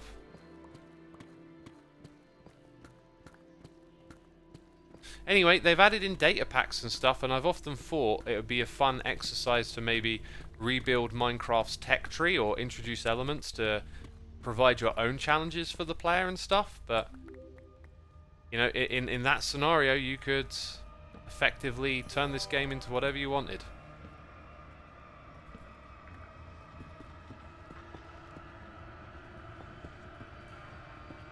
Okay. Just had a thought. We're creating like a waterlogged tunnel was the idea, yet we also don't want squids. Literally, we don't want this. Now, I'm going to have to go look it up again because I forgot, but does the glow squid have a light level thing for spawning? I've got a feeling the wiki didn't provide answers. Holes137, thank you for 14 months. I hope that you have a safe New Year's Eve and a great start to 2023. Liked your take on the item swapper mod. Thank you, Holes. Appreciate it. Yeah, there's more updates coming to that too. Spawning, they spawning schools of 2 to 4 in the overworld below layer 30. And that's kind of all it tells us on that front, so we'd have to use the carpet mod to figure this next bit out. Why not you could harvest them? Well, because I would have to harvest them manually when I come through, and I like to do things automatically, so I don't have to spend time actually harvesting the stuff. Speaking of which, got some there for free. So yeah, we need to experiment a little bit on one front. So it might be the case that after all of that shenanigan with the redstone over here, that this maybe shouldn't be waterlogged. Time to do some experiments, right? So let's log off. I think the redstone server has carpet on it. It's all about the delegation of tasks, says Mr. Pizza Tile. I'm not sure how that relates to what we're talking about right now.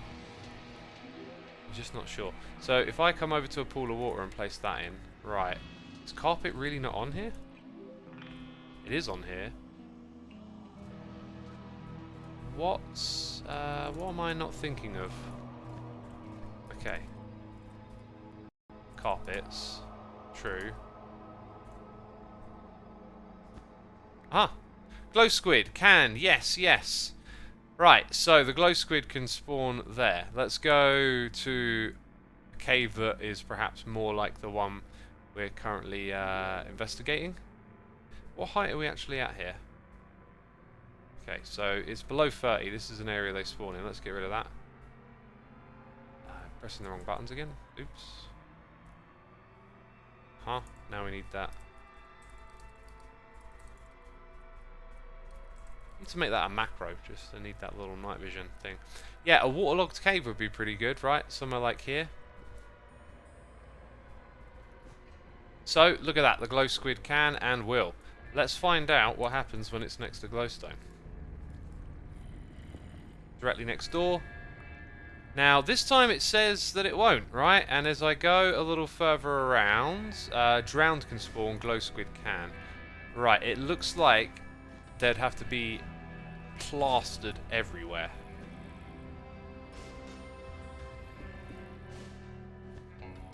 Look at that. Yeah, no, it will spawn there. And it will spawn there. Why? So when it's next to a block? Wait, what happened? What happened? What happened? Is it me, or did we have a note a while ago when we were like... Am I going mad? Didn't it say no? Wait, will is 0. I might be just confusing myself. Did it always say yes? But will was 0. Oh, let's start again. Let's pretend we haven't done this experiment, right? Will 100%. 0, 0, 0, 0, 0, 0, 0. Other mobs then start to spawn. 0. Remove that. 100%, 100%. Looks like it's influencing it. Oh well, hello. Let's try another experiment. So there to here. See, I want to see that. I want to see that will 100% when there's a light source like closer by. Okay, so it will there. Let's bust out this. Oh, does that not work underwater? Interesting. Interesting. Let's try the F3 screen. Oh, look at all those things on the side. How do I see the light level? Is it on the left? 0, 0, 0, 0. Yeah. Then right, then we get to like block 1, 3. So 4, 3, 2 and 1 or somewhere around here. Right, so it looks like any level of light actually stops a glow squid. Now, chat, before I continue, fill the tunnels of axolotls. If we were to do that, we would need a catchment area up top for allays, which is something I might do. Turn it into a farm, right?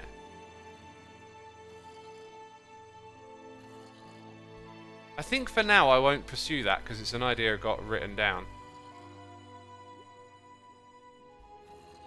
Taubal says will 0% is good, right? Yeah, I think that just means this is stopping it. They need darkness, complete darkness to spawn in. So, chat, I'm gonna persist. I'm gonna continue on that notion. If you have a different notion, if you think I've made a mistake, please do let me know. Spokey also says glow squids need complete darkness to spawn.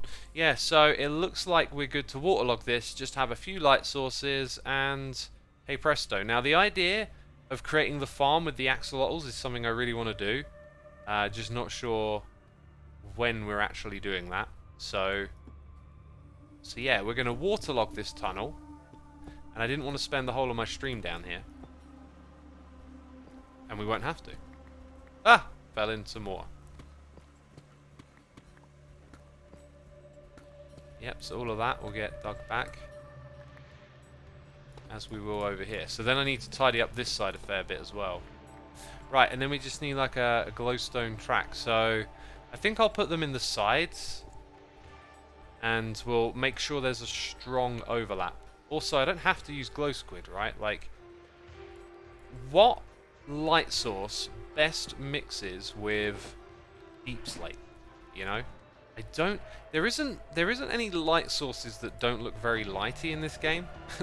Might sound like a strange thing to say. Glow lichen can't... Wait, glow lichen can be waterlogged? I think glow lichen might just be what we go with here. Just loads of glow lichen, right? Pretty sure that can be waterlogged, but it also holds back water.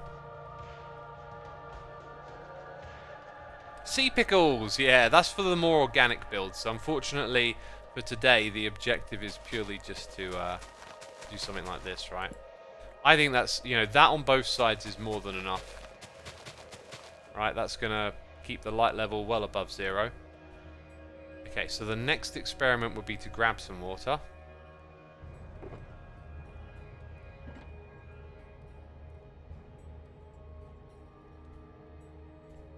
I don't have to use glow squid, says AJ Main. Did I say that? Yes, it can be waterlogged. But we should do this proper and start at the bottom before that water above gets confusing. In fact, I should probably get rid of it. Uh-huh. Now we don't really need this bit over here, do we? Also, I should probably get the conduit power sorted out sooner than later. So let's use our station, our underwater minecart station, to head back up.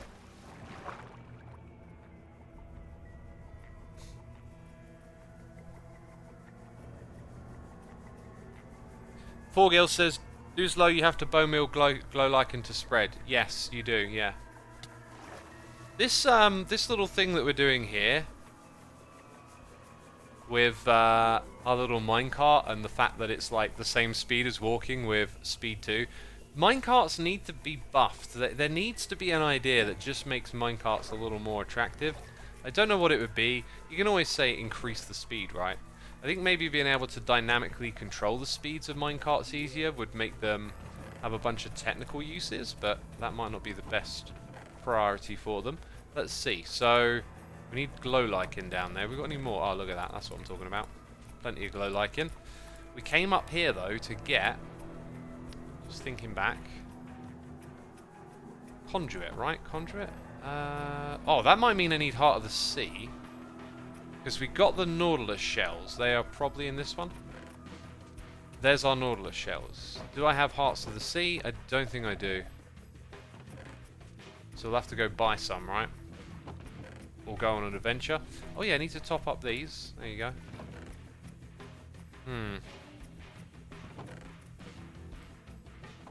Right, back up, back over to... I don't have any diamonds with me.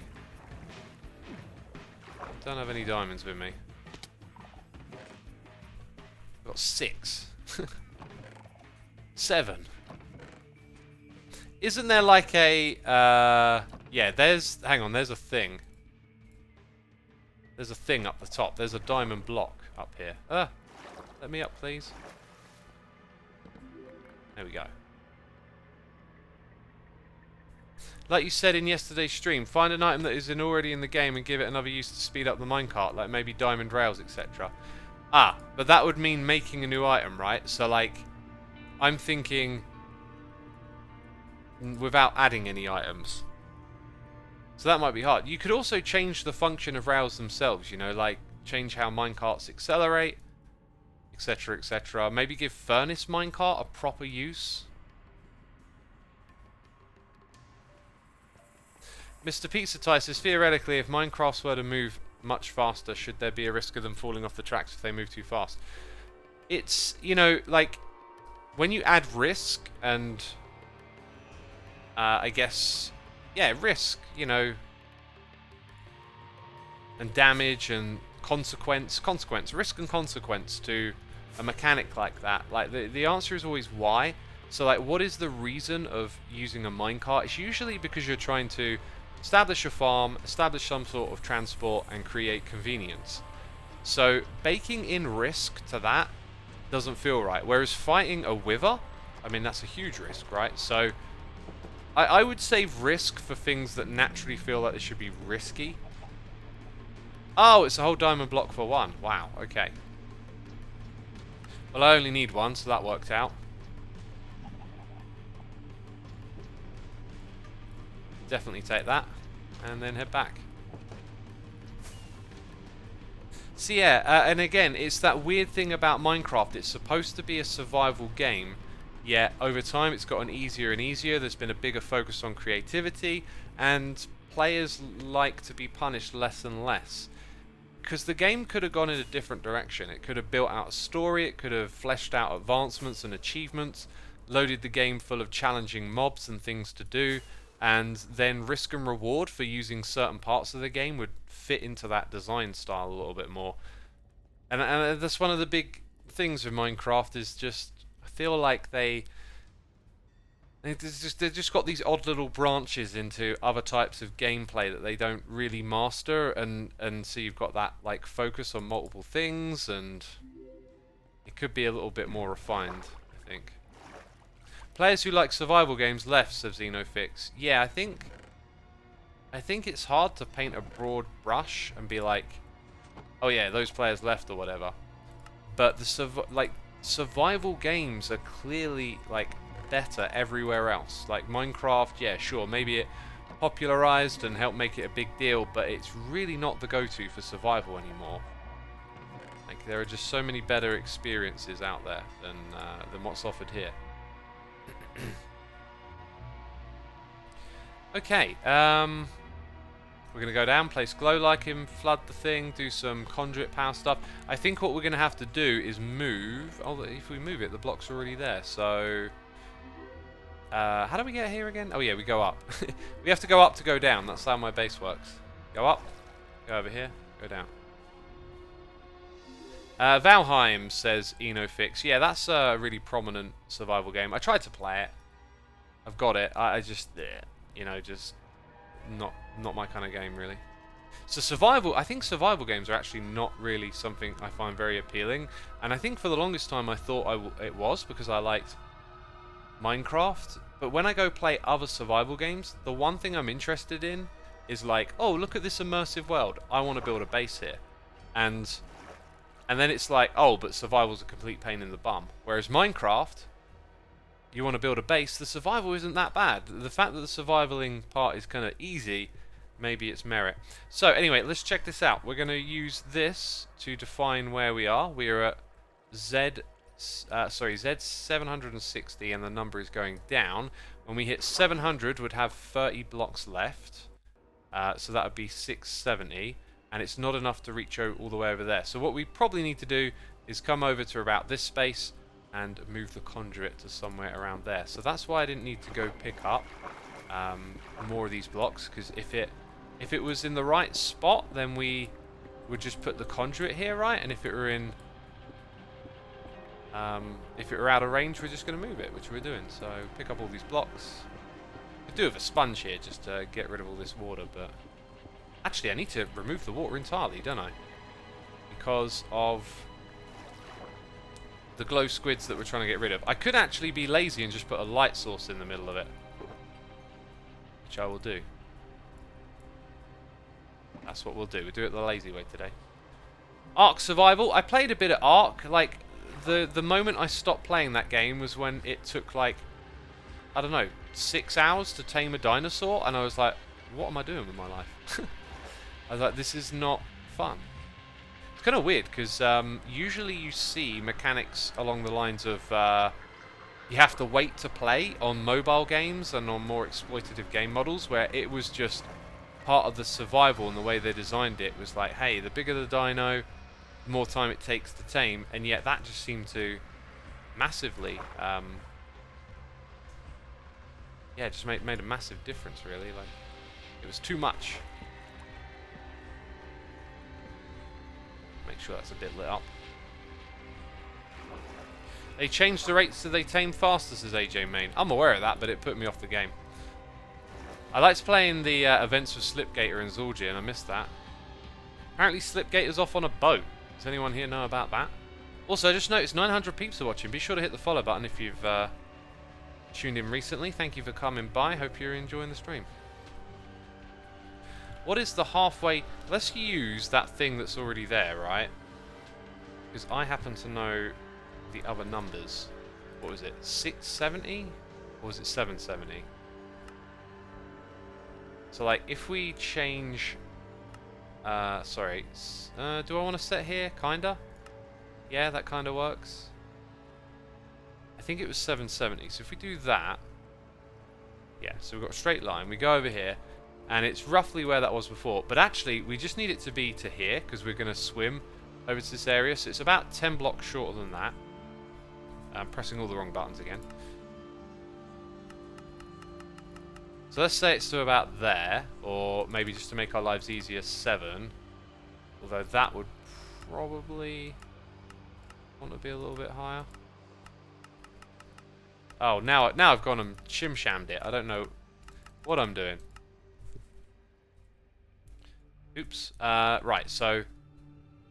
yeah, that could be 5 blocks shorter that way. Oh, look at that. I've shim-shammed it. And now I don't know... okay, so it's got to go further away from this number. Which means it's like that. That should be good. Or did I do... I think I did the last one wrong, actually. I think it's like that. 60 to 40, right. I mean, this double checking better be worth it. Because I don't think it really was. Yeah, perfect. Okay, so like, what is the middle of that coordinate, now that we know it?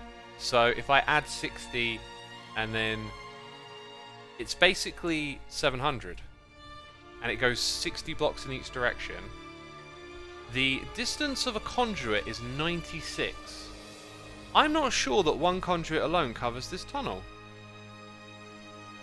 Okay, interesting. So look, if we put it there, it's 60 blocks in each direction, which is 120. And the distance was 96 up above, and it just about fit. So now that we know that, we're going to use the Y value to check out another time we use the conduit, all the way up here. Okay, so we need to know... it was above here. So that's at 175. And the bottom that it just about reaches is 125. That's 50 blocks. 50 plus 50, 196. We need 2 conduits to do the whole of this corridor. So that was totally worth it. I mean, dang, it's a bit of a bummer that we need 2, but it was worth doing. So let's just go put this 40 blocks away from, so like there. Huh. I am getting a little muddled. That is still at the... dang it, I've changed too many values too quickly. I think it was at like 660. I think it was at 640 actually. Let's check it out. Yep, 640. And then the other one, still a little too far, but terrific. Oh, and it's got to kind of match this area, so yeah, not a big deal. Okay. So that means we're going to go to each of these numbers, and we need to reduce them by about 40 blocks, and then put them, so it's going to be 720 and 680. And now you can see it needs to be there, and then just down over there. So we need 2 conduits placed that far away from each other. Right, so the first one we'll go and put into this space, behind this wall.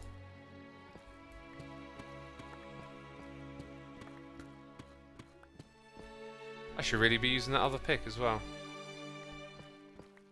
Hey, we had a noise in the year, what is it here? It's Mad Humph. For 6 months, saying, it's not a survival game, but I imagine Dwarf Fortress would be something that might interest you. I've heard about that game over and over again. Isn't it like a text-based game? It sort of looks vaguely interesting, but dang, I don't know. So many things you can spend your time on.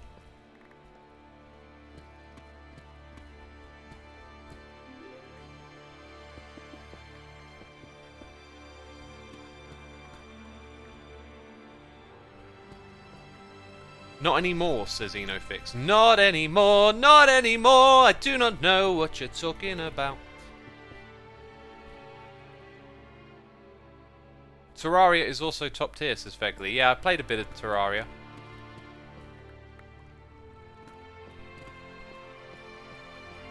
There's just such an abundance of stuff to do with your time these days, it's crazy. When I was a kid, knocking about. I guess we need more prismarine blocks too, and I need more of those diamonds, but we're down here where the diamonds were left, so not an issue. Don't tell me I like lost some here. I didn't. Now, I don't know if it needs to be fully waterlogged, the way one might suspect it to be. I feel like I did this the last time I set up a conduit. Let's get more of the water closer to us as well.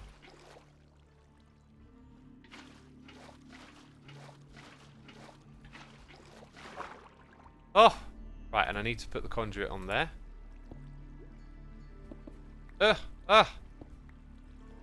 fact that it hasn't activated could mean that we need more water up the top here. But I'm not entirely sure. Yeah, actually it looks like you can set it up that way. So let's go ahead and close this thing up. So now we've got that conduit power over here. Sweet. And that'll make traversing this area a little easier, but maybe not the next. Come on, let's spread the water.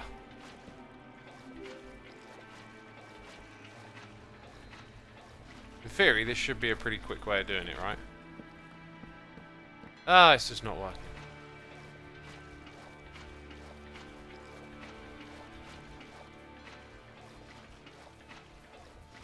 Right, then the next one we set up is just over here, really. Let's get that glow lichen on the wall.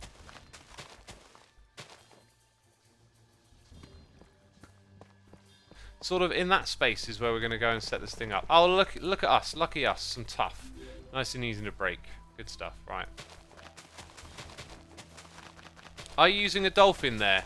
No, but that might be a good way to speed it up here. Considering it's side-to-side transport, that could potentially work. It's a lot of hassle to go get a dolphin and set it up, though. Yeah, right. So, now we gotta go do what we did a minute ago again. Basically go get Heart of the Sea and some conduit probes and prismarine.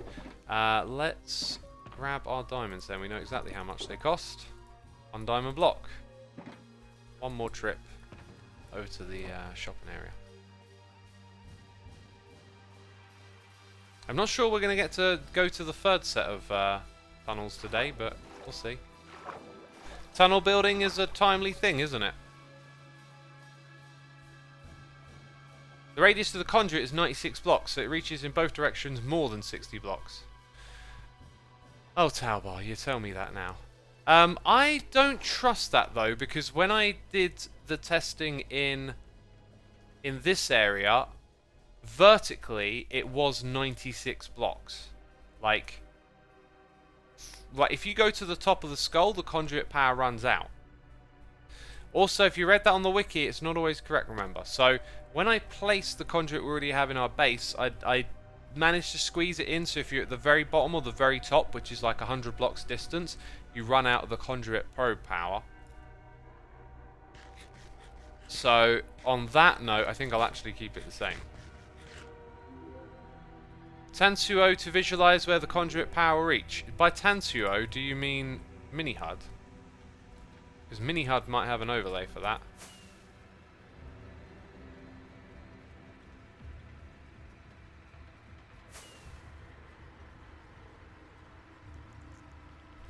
Who's online? It's just me. It's just me online. Test it at spawn. I kind of, like, I've already tested it. I don't really feel like it makes any sense to go to spawn and test it. Like, why at spawn? I know there's lots of water there, but then I've got to...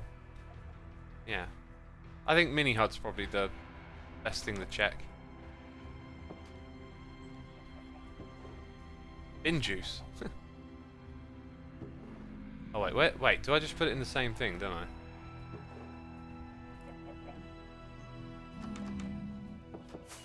I? Where are we going? Back this way.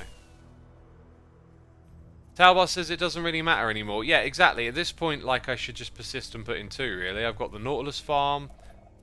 Dang it.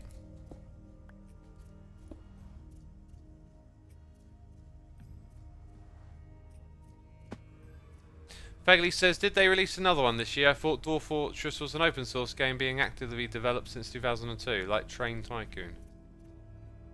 I remember playing Railroad Tycoon back in the day, when I was a kid. Tensu is the name of the person in chat who has asked for what colourful boxes there were for. Oh, alright, okay. Well, apparently there's one for conduits then.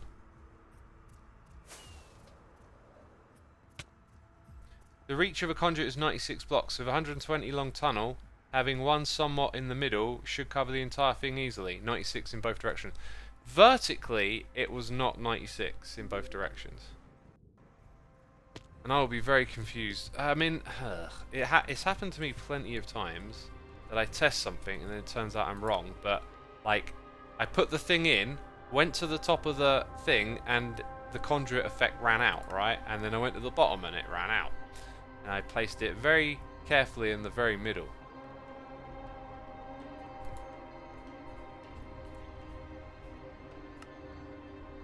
Alt-C?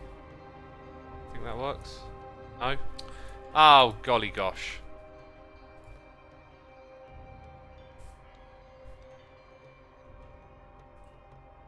Wait, what have I got to do now? This? That's not it, is it? Oh my goodness me.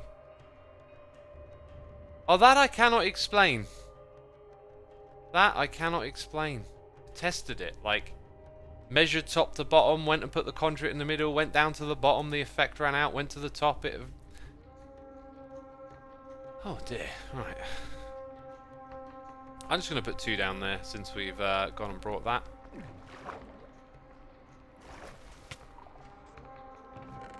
Or maybe I will put 1 then. I don't know. It's just... How does this happen over and over again?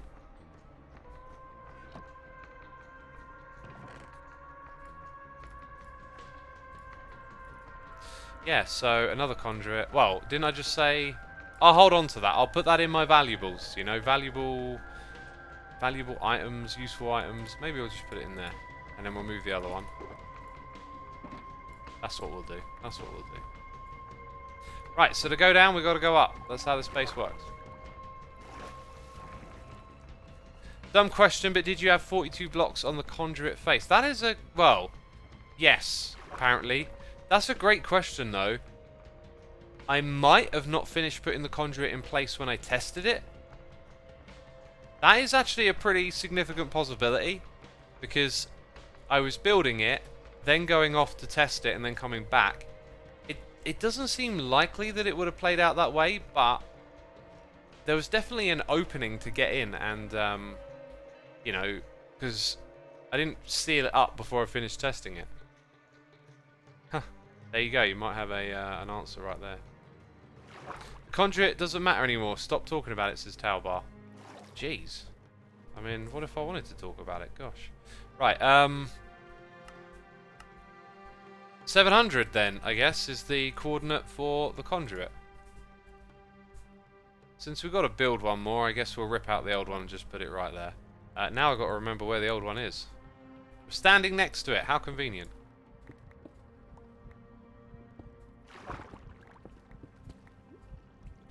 The deep slate isn't... No, the deep slate isn't instant when you're underwater. It feels like it's faster, but I'm sure that's not accurate. Crazy if it were. Like, hey, you want to instant mine deep slate? Just go underwater. I am just going to fill all of this in, try and make sure we get every block of this stuff back. Don't know quite where it went though. 39, isn't there 42 in total? 41. Oh god, I can't see. The effect ran out. Not good. Where's the 42nd? There it is. Got it. Oh, this just became unfun. All this darkness, so unfun. I'll tell you what I could do. Just, no! Put that there, and then I can see a little bit. There you go. My use of the dynamic lighting, which doesn't work underwater, means I've forgotten that you can place a torch nearby when you're underwater, right? It's not the end of the world.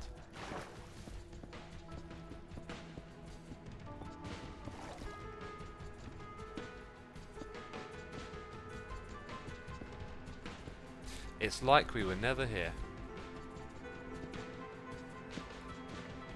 Well, that one block means that we were here. Oh god, and there goes the darkness again.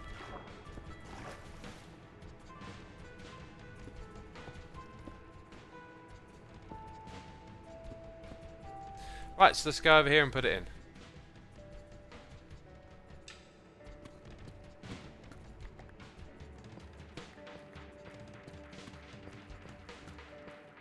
Guess we don't have that tuft to dig through. Also, I keep telling myself that I need to get more of the cobbled out of this. Right, I'm going to switch to standing. My bum is numb. The bum is numb, peeps. The bum is numb. Hey X, I have a quick question for you. As the admin man of Hermitcraft, I have to assume that the price of hosting a really big server must be expensive. Do you bite the whole cost of the server, or do you share the expenses among with the other hermits? We share it equally. And it's probably not as expensive as you might think, but it's definitely definitely pricey, but worth the price, because it's Hermitcraft, right? Only the best.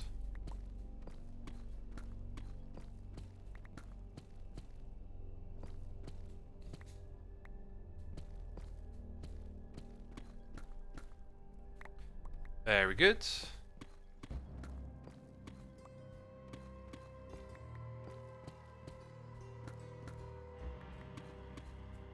And now we can go the blocks.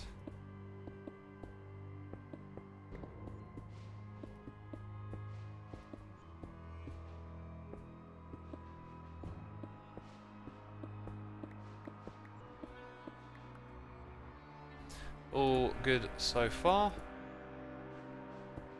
There and there. This is the last bit that we do, though. Yeah, now we get the water in here, then we do the conduit. Actually, I could just put it in first. Also, a little bit of deep slate over here. Not bad, not bad. Right. We can crack on with this whole project real soon.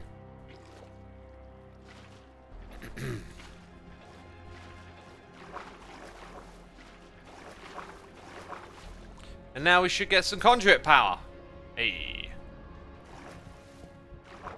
Easy stuff. Nice. Wrong one. Let's get rid of that. No more rendering there. Wait, what happened to all the... Oh, I must have not placed it all the glow liking, right? Let's do that without that on our end. Right, so now if I come back here, glow liking holds back the water. Let's just give it a couple of blocks. How do I put water at this level? I think you put down a block, put the water, and then break it. Maybe it needs one there too. Actually, I think it's got it. So I think there's source blocks. So then when you come here and do that, they should spread all the way across. Yep, that's working. And then we should get the conduit effect now that we're inside of this. Right, a lot of water logging and a lot of glow likening to do now. That's the thing. Someone's asking what the name of the data pack enabling the custom textures. It's custom roleplay data, and it's a part of... we need to get rid of this. Just going to put a torch in there. It's a part of the Hermitcraft mod pack that is linked on my link tree. If you go to linktree.xisumavoid.co,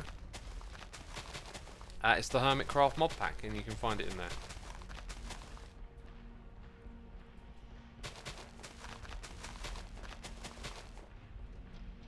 Yeah, that'll do.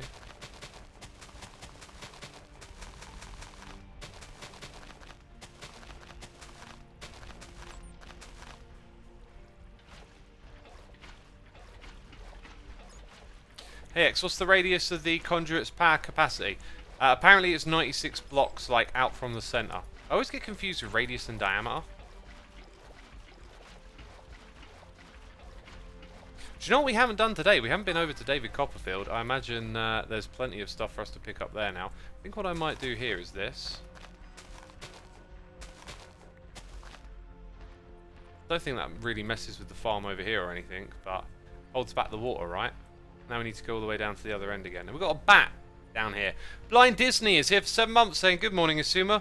Watching you and my new Apple TV this morning. Have a great day and a happy new year. Thank you, my dude. Apple TV? Do you mean Apple TV is in the streaming service, or is there actual... Did Apple make TVs? Wow, I feel so ignorant all of a sudden. I'm going to guess that was a Christmas present, you know? Oh, can I space them out a little bit further, actually, and then they come across anyway? Or am I mistaken there? There you go. That seems to do the job a little bit faster. Now we're doing every other block instead of every block. When I get it right, that is. Oh, got it wrong.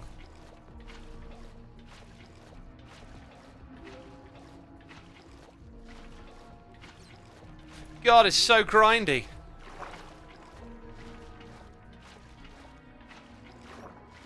Right, and it doesn't go through the edge there. That's awesome. And then we've just got to do the top bit.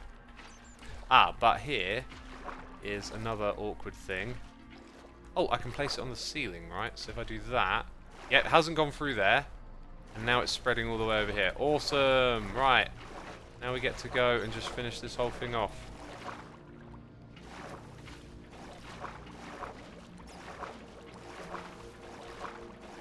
Lots of swooshing noises. Is it me? Isn't conduit power supposed to be a little bit brighter than this? Or does it just take a moment and I'm continuously going in and out of order, so it's taking a moment. Apple TV, a device that gives you access to all of their services and stuff, and other things like Netflix and Disney Plus. Oh, it's a device, right? Got ya. My telly, I got 2 tellies. Actually, I got 3. Like, 2 of them are really old, one of them's new. It's like an old 720p when they first started introducing high definition HD. I brought it in 2006, I believe, and it's a Samsung TV. I've always been a bit of I wouldn't say loyal to Samsung, but I've always just never had really a problem with their products, and so I always buy Samsung TVs and phones and stuff. And yeah, I brought that one in 2006. So speaking of never having a problem with it, like, I mean, that's like 16 years of use. And then it just kind of got quirky with me the other day. And it doesn't let me change channels. It lets me open up the setting menu, but then I can't navigate through it. And it randomly cycles through channels. And I'd love to be able to fix it and keep it going, but it looks like I'm going to have to replace it. And the cheap little replacement TV I had as a backup, the sound quality on it's pretty poor. So yeah, my TV just messed up. It's the one that I've got in front of my treadmill. And I'm thinking that probably just getting another old telly to put there and attaching a device to it that hooks it up to all the new stuff is probably the way to go. But TVs are super cheap these days too, right? So who knows? Okay, so we got that bit done. Now we kind of need to do all of this here, which means I've got to sort out how this is decorated. Should be pretty simple because we're just gonna keep it nice and clean, right? With all this deep slate tiling.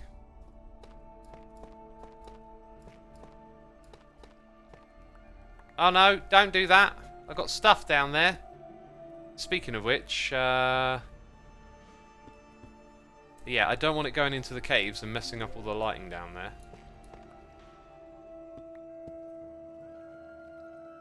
Oh, and then we got a big old gravel patch to sort out, and we got some more of this stuff. Right. Just some breaking and replacing is what we're doing now. We got a noise in the ear. It's Enothix here with those cheers and those biddies saying Happy New Year. Thank you, my dude. Appreciate that. Still got a... Wait a minute, it's New Year... No.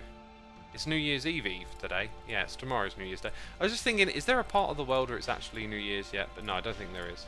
Thank you, my dude. I appreciate it. Hope you're entertained, enjoying the stream, and appreciate your support. I don't like the newer Samsung stuff. It's filled with advertisements, says MQ.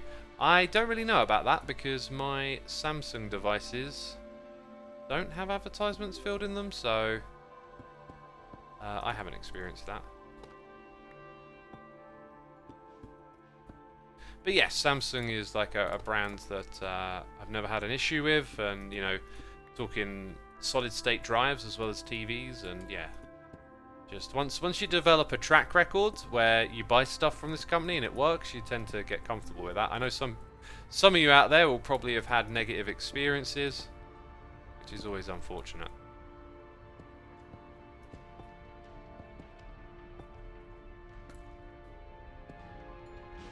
Gosh, this music's so beautiful. Love it. Right, I think the one bit where we need the gravel is here. Oh, sorry, like remove the gravel. I think it's there.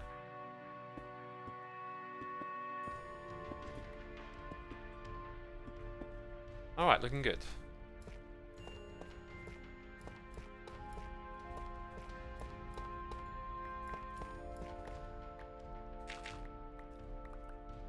Looks like it's New Year's Eve already in Australia, says Mr. Pizza Tie. Ah, there you go. It's New Year's Eve somewhere. But not the New Year's just yet. I've never really enjoyed New Year's as a celebration. And as I've gotten older and I've changed my ways somewhat with certain parts of my thinking, I'm still not swayed on celebrating New Year's. Maybe it's how you celebrate it and who you celebrate it with that makes a difference, right? But going out and partying, not really my kind of thing. So, yeah, often what New Year's Eve offers is just not for me. Not my kind of thing. And I don't like celebrating, you know, the years ticking by. I never celebrate my birthday much. I don't know. I like things to be transient, but I don't really like to sort of mark the passing that closely. So like January, there's always like these January blues. Maybe it's just me. But I always get a bit of that. And I don't like it. I like it just to be, you know, another day. I see some of you not so keen on the celebrations either.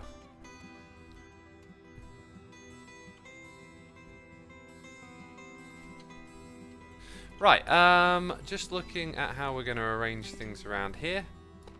Again, we've kept everything incredibly simple because it's just such a grindy tunnel to build. Now, we did have this to separate the water out. Oh yeah, I've got to put lighting in here. Oh my goodness me. Where should we put the lighting though? I kind of know that I don't need a lot of lighting. But I do want to make sure that no glow squid can spawn in there. Ooh, purpley lights. Got to be the purpley lights, right? Now, part of me wants to sort of equally space them out. Part of me wants to put something in the very middle here.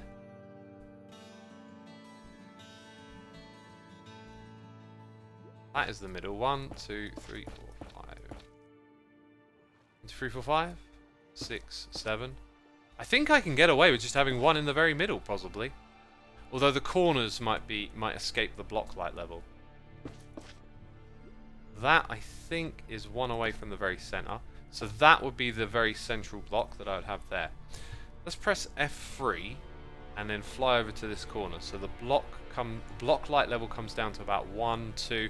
Oh my god, I think... No, there's a 0. There's a 0. So let's turn this into like this shape since there's the room for it. And then that 1 might become something else. Huh. So there you go. We put that in the very middle and it should cover all the corners. Fascinating. And I say should, you know, it might not. So I'll come back and check on this thing from time to time. But we should have solved the problem with the glow squids spawning in here. They should now not spawn in our tunnel either. We're going to get rid of those trapdoors so that the whole thing is like one big extension, which would be pretty cool. Alright, so let's say just say I'm done with that, just because we need to kind of tidy up the inventory a little bit here. Probably going to need more of the regular deep slate again, wherever that is. Here it is, found it, got it. And definitely don't need as much glow lichen, right? Let's put 3 stacks back in there for now, put those things back in. Oh, Christmas has passed, I need to get rid of that thing. I have no reason to wear it anymore. It was fun to get festive, but the festivities will have to wait another year, won't they?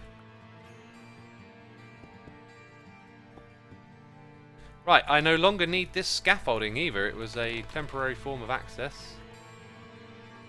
We don't need to go back there anymore. Right, so let's try and tidy this thing up so it's a little bit more kind of equal looking around the place. How are we going to do that? I think maybe you have that there. Maybe put it across the back here too. Is that kind of it, maybe?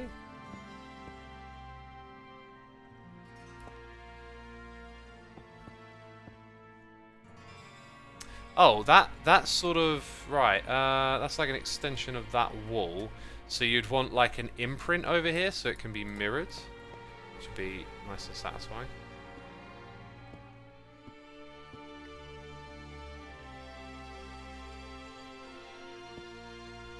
So that means this, how much of an imprint? Goes out 1 extra block. So I think you'd have an imprint like that. So if ever I need like a little project, like a little point for a project, I mean maybe I put a farm here, right? But I haven't really sussed out where and how I'm going to put my farm for the glow squid. But if it were just opposite that, that would be kind of interesting.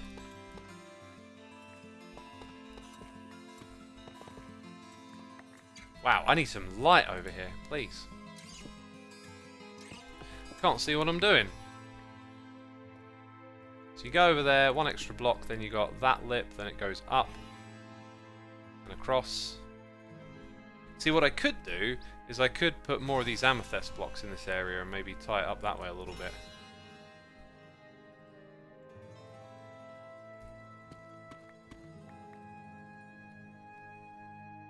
That is actually it, I think. It's now technically mirrored, just with different texture. So we replace these tough blocks and we're done. We waterlog everything.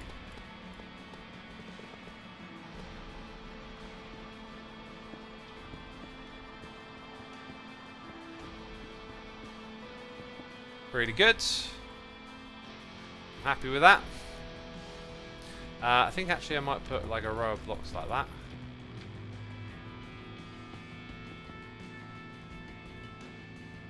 Yeah, looks a little more involved. Right. All good. So we've got to remove these, is what I said.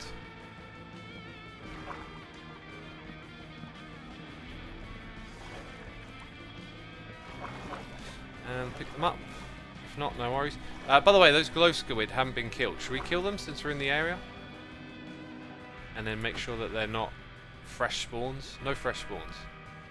You don't want that.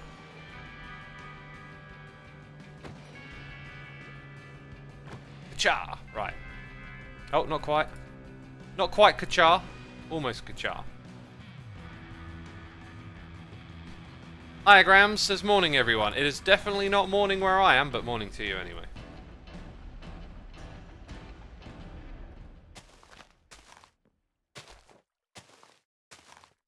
So yeah, glow liking needs to come into play.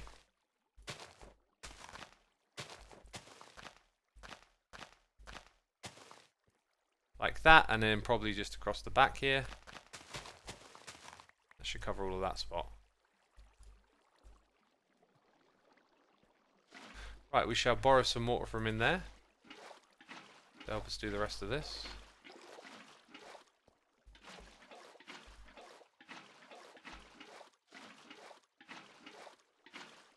Uh-huh. Right, we need some talky topics, right? We've talked ourselves all the way through this project, and there's not much more to be said. We're just doing the last little bits of it now. Is it me, or did the music completely stop? It did. The music completely stopped. Let's get it rolling again.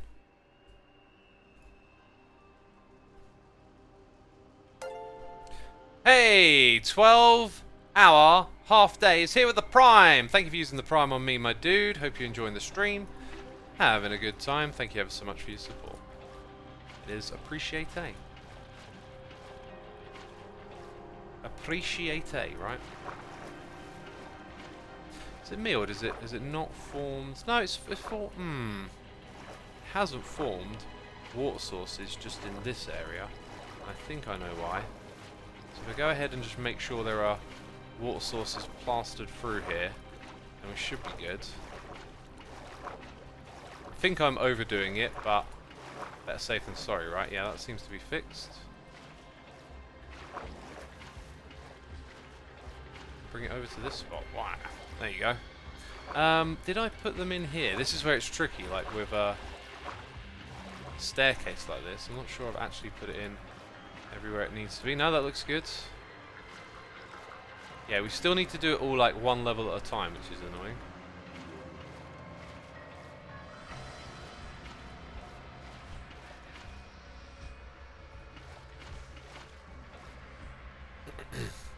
Hey, I see a glow squid, a couple of people are saying. Okay, was it one that survived?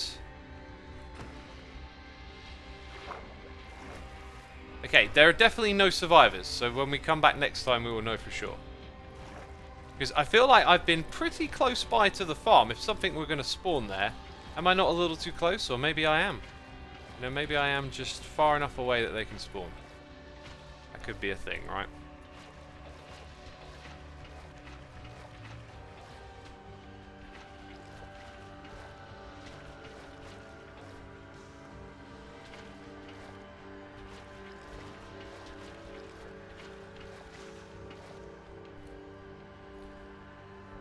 I think it might have been a survivor, says the Life-Ol. Might have been a survivor. Hey mods, any of you want to pick out some interesting messages? Feel free to put them on the side of my screen. And for anyone who's got some interesting questions, don't be afraid to ask. Right, look at that. So, now we get to the serious waterlogging stuff. It's time to say goodbye to these blocks, I think. Gosh, I hope they get this right, because we first of all want to make sure that the bottom level is waterlogged, which I think it just sorted itself out. So let's bring... Yep, that's all sorted. Then it's just not over here yet is the issue. I did have one thought, which was that block there might not want to be waterlogged. Oh, did I properly get it all the way back? Should be done now. Right, yeah, so we're doing this level. And I think that just cleared itself off perfectly. Brilliant, just the top level to go. And then it's like all done. All done and fun. Sweet. We now got a whole waterlogged little swimmy area. Come down here. Head into this beautiful thing. No glow squids, no glow squids. Or go over to the slime farm. Woo! Off we go. What counts as an interesting question, says Avok Scar? Well, it'll be subjective because it'll be me who has to define whether it's interesting or not. So, if you know me, you might know some of the things I'm into. And you'd probably know how to ask me an interesting question. So yeah, when I stand over here, in theory, the farm down there works. Is that like a random leftover... It looks like there's a few leftover blocks. Huh. How did I ever miss this? This whole bit down here, this was a tough time. This was a tough time for me. Grinding out Hermitcraft episodes, making mistakes that turned out to not be mistakes, losing my mind over the chat stuff. Yeah, this project was like... hit a rough patch when I tried to expand it with those portals, right? Look at this inventory, dang. All I wanted was a rocket. All I wanted was a Pepsi.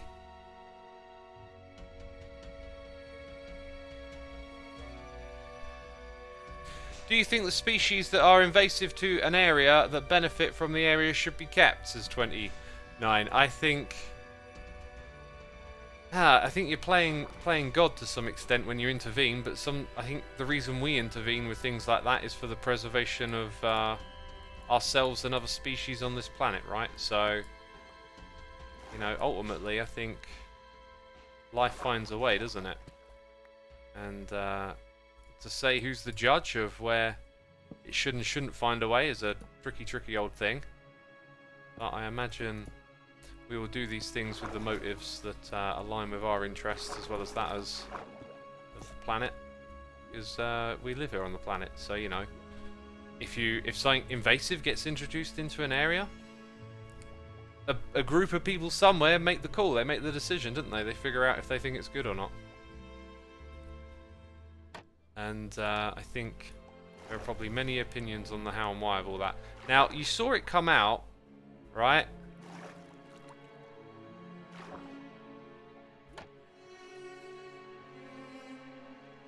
There should be string back there.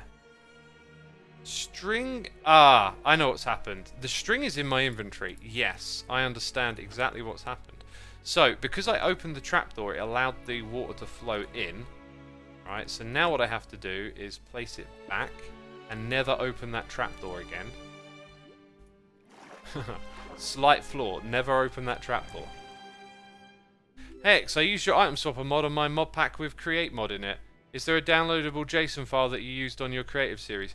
Yeah, it'll be a part of the mod pack, which is available on CurseForge, the one that we use. Right, so let me tell you what my plans were to do next. By the way, we've almost got 1,000 peeps tuned in. Be sure to hit the follow button if you're enjoying today's stream. I wanted to go into the Nether and dig out. I wanted to dig out a tunnel to go to the mining mesa, the sand mesa, my witch farm. But I think we're going to put a nice bow tie in this stream today. We're going to wrap it up right there because we've successfully finished our tunnel projects here at the base, and there are important things I need to do today, and I should probably give myself an extra half hour to get them done. So I'm going to wrap it up right here. If you've enjoyed the stream, be sure to hit the follow button. Catch the next one, which won't be for a while. Let's see. I need to go find someone to do a raid on, right? I want to say a big thank you to everyone who subscribed, resubscribed, donated and cheered. As always, I appreciate your support. Hope you enjoyed the stream. Thanks to the mods, the patrons, the people gifting subs in chat, the people with the cheers and the biddies. Y'all are appreciated. And I will be seeing you again at some point in the new year. So take care, everyone, and we'll raid Iskal today. And that'll be it from me. So, bye-bye.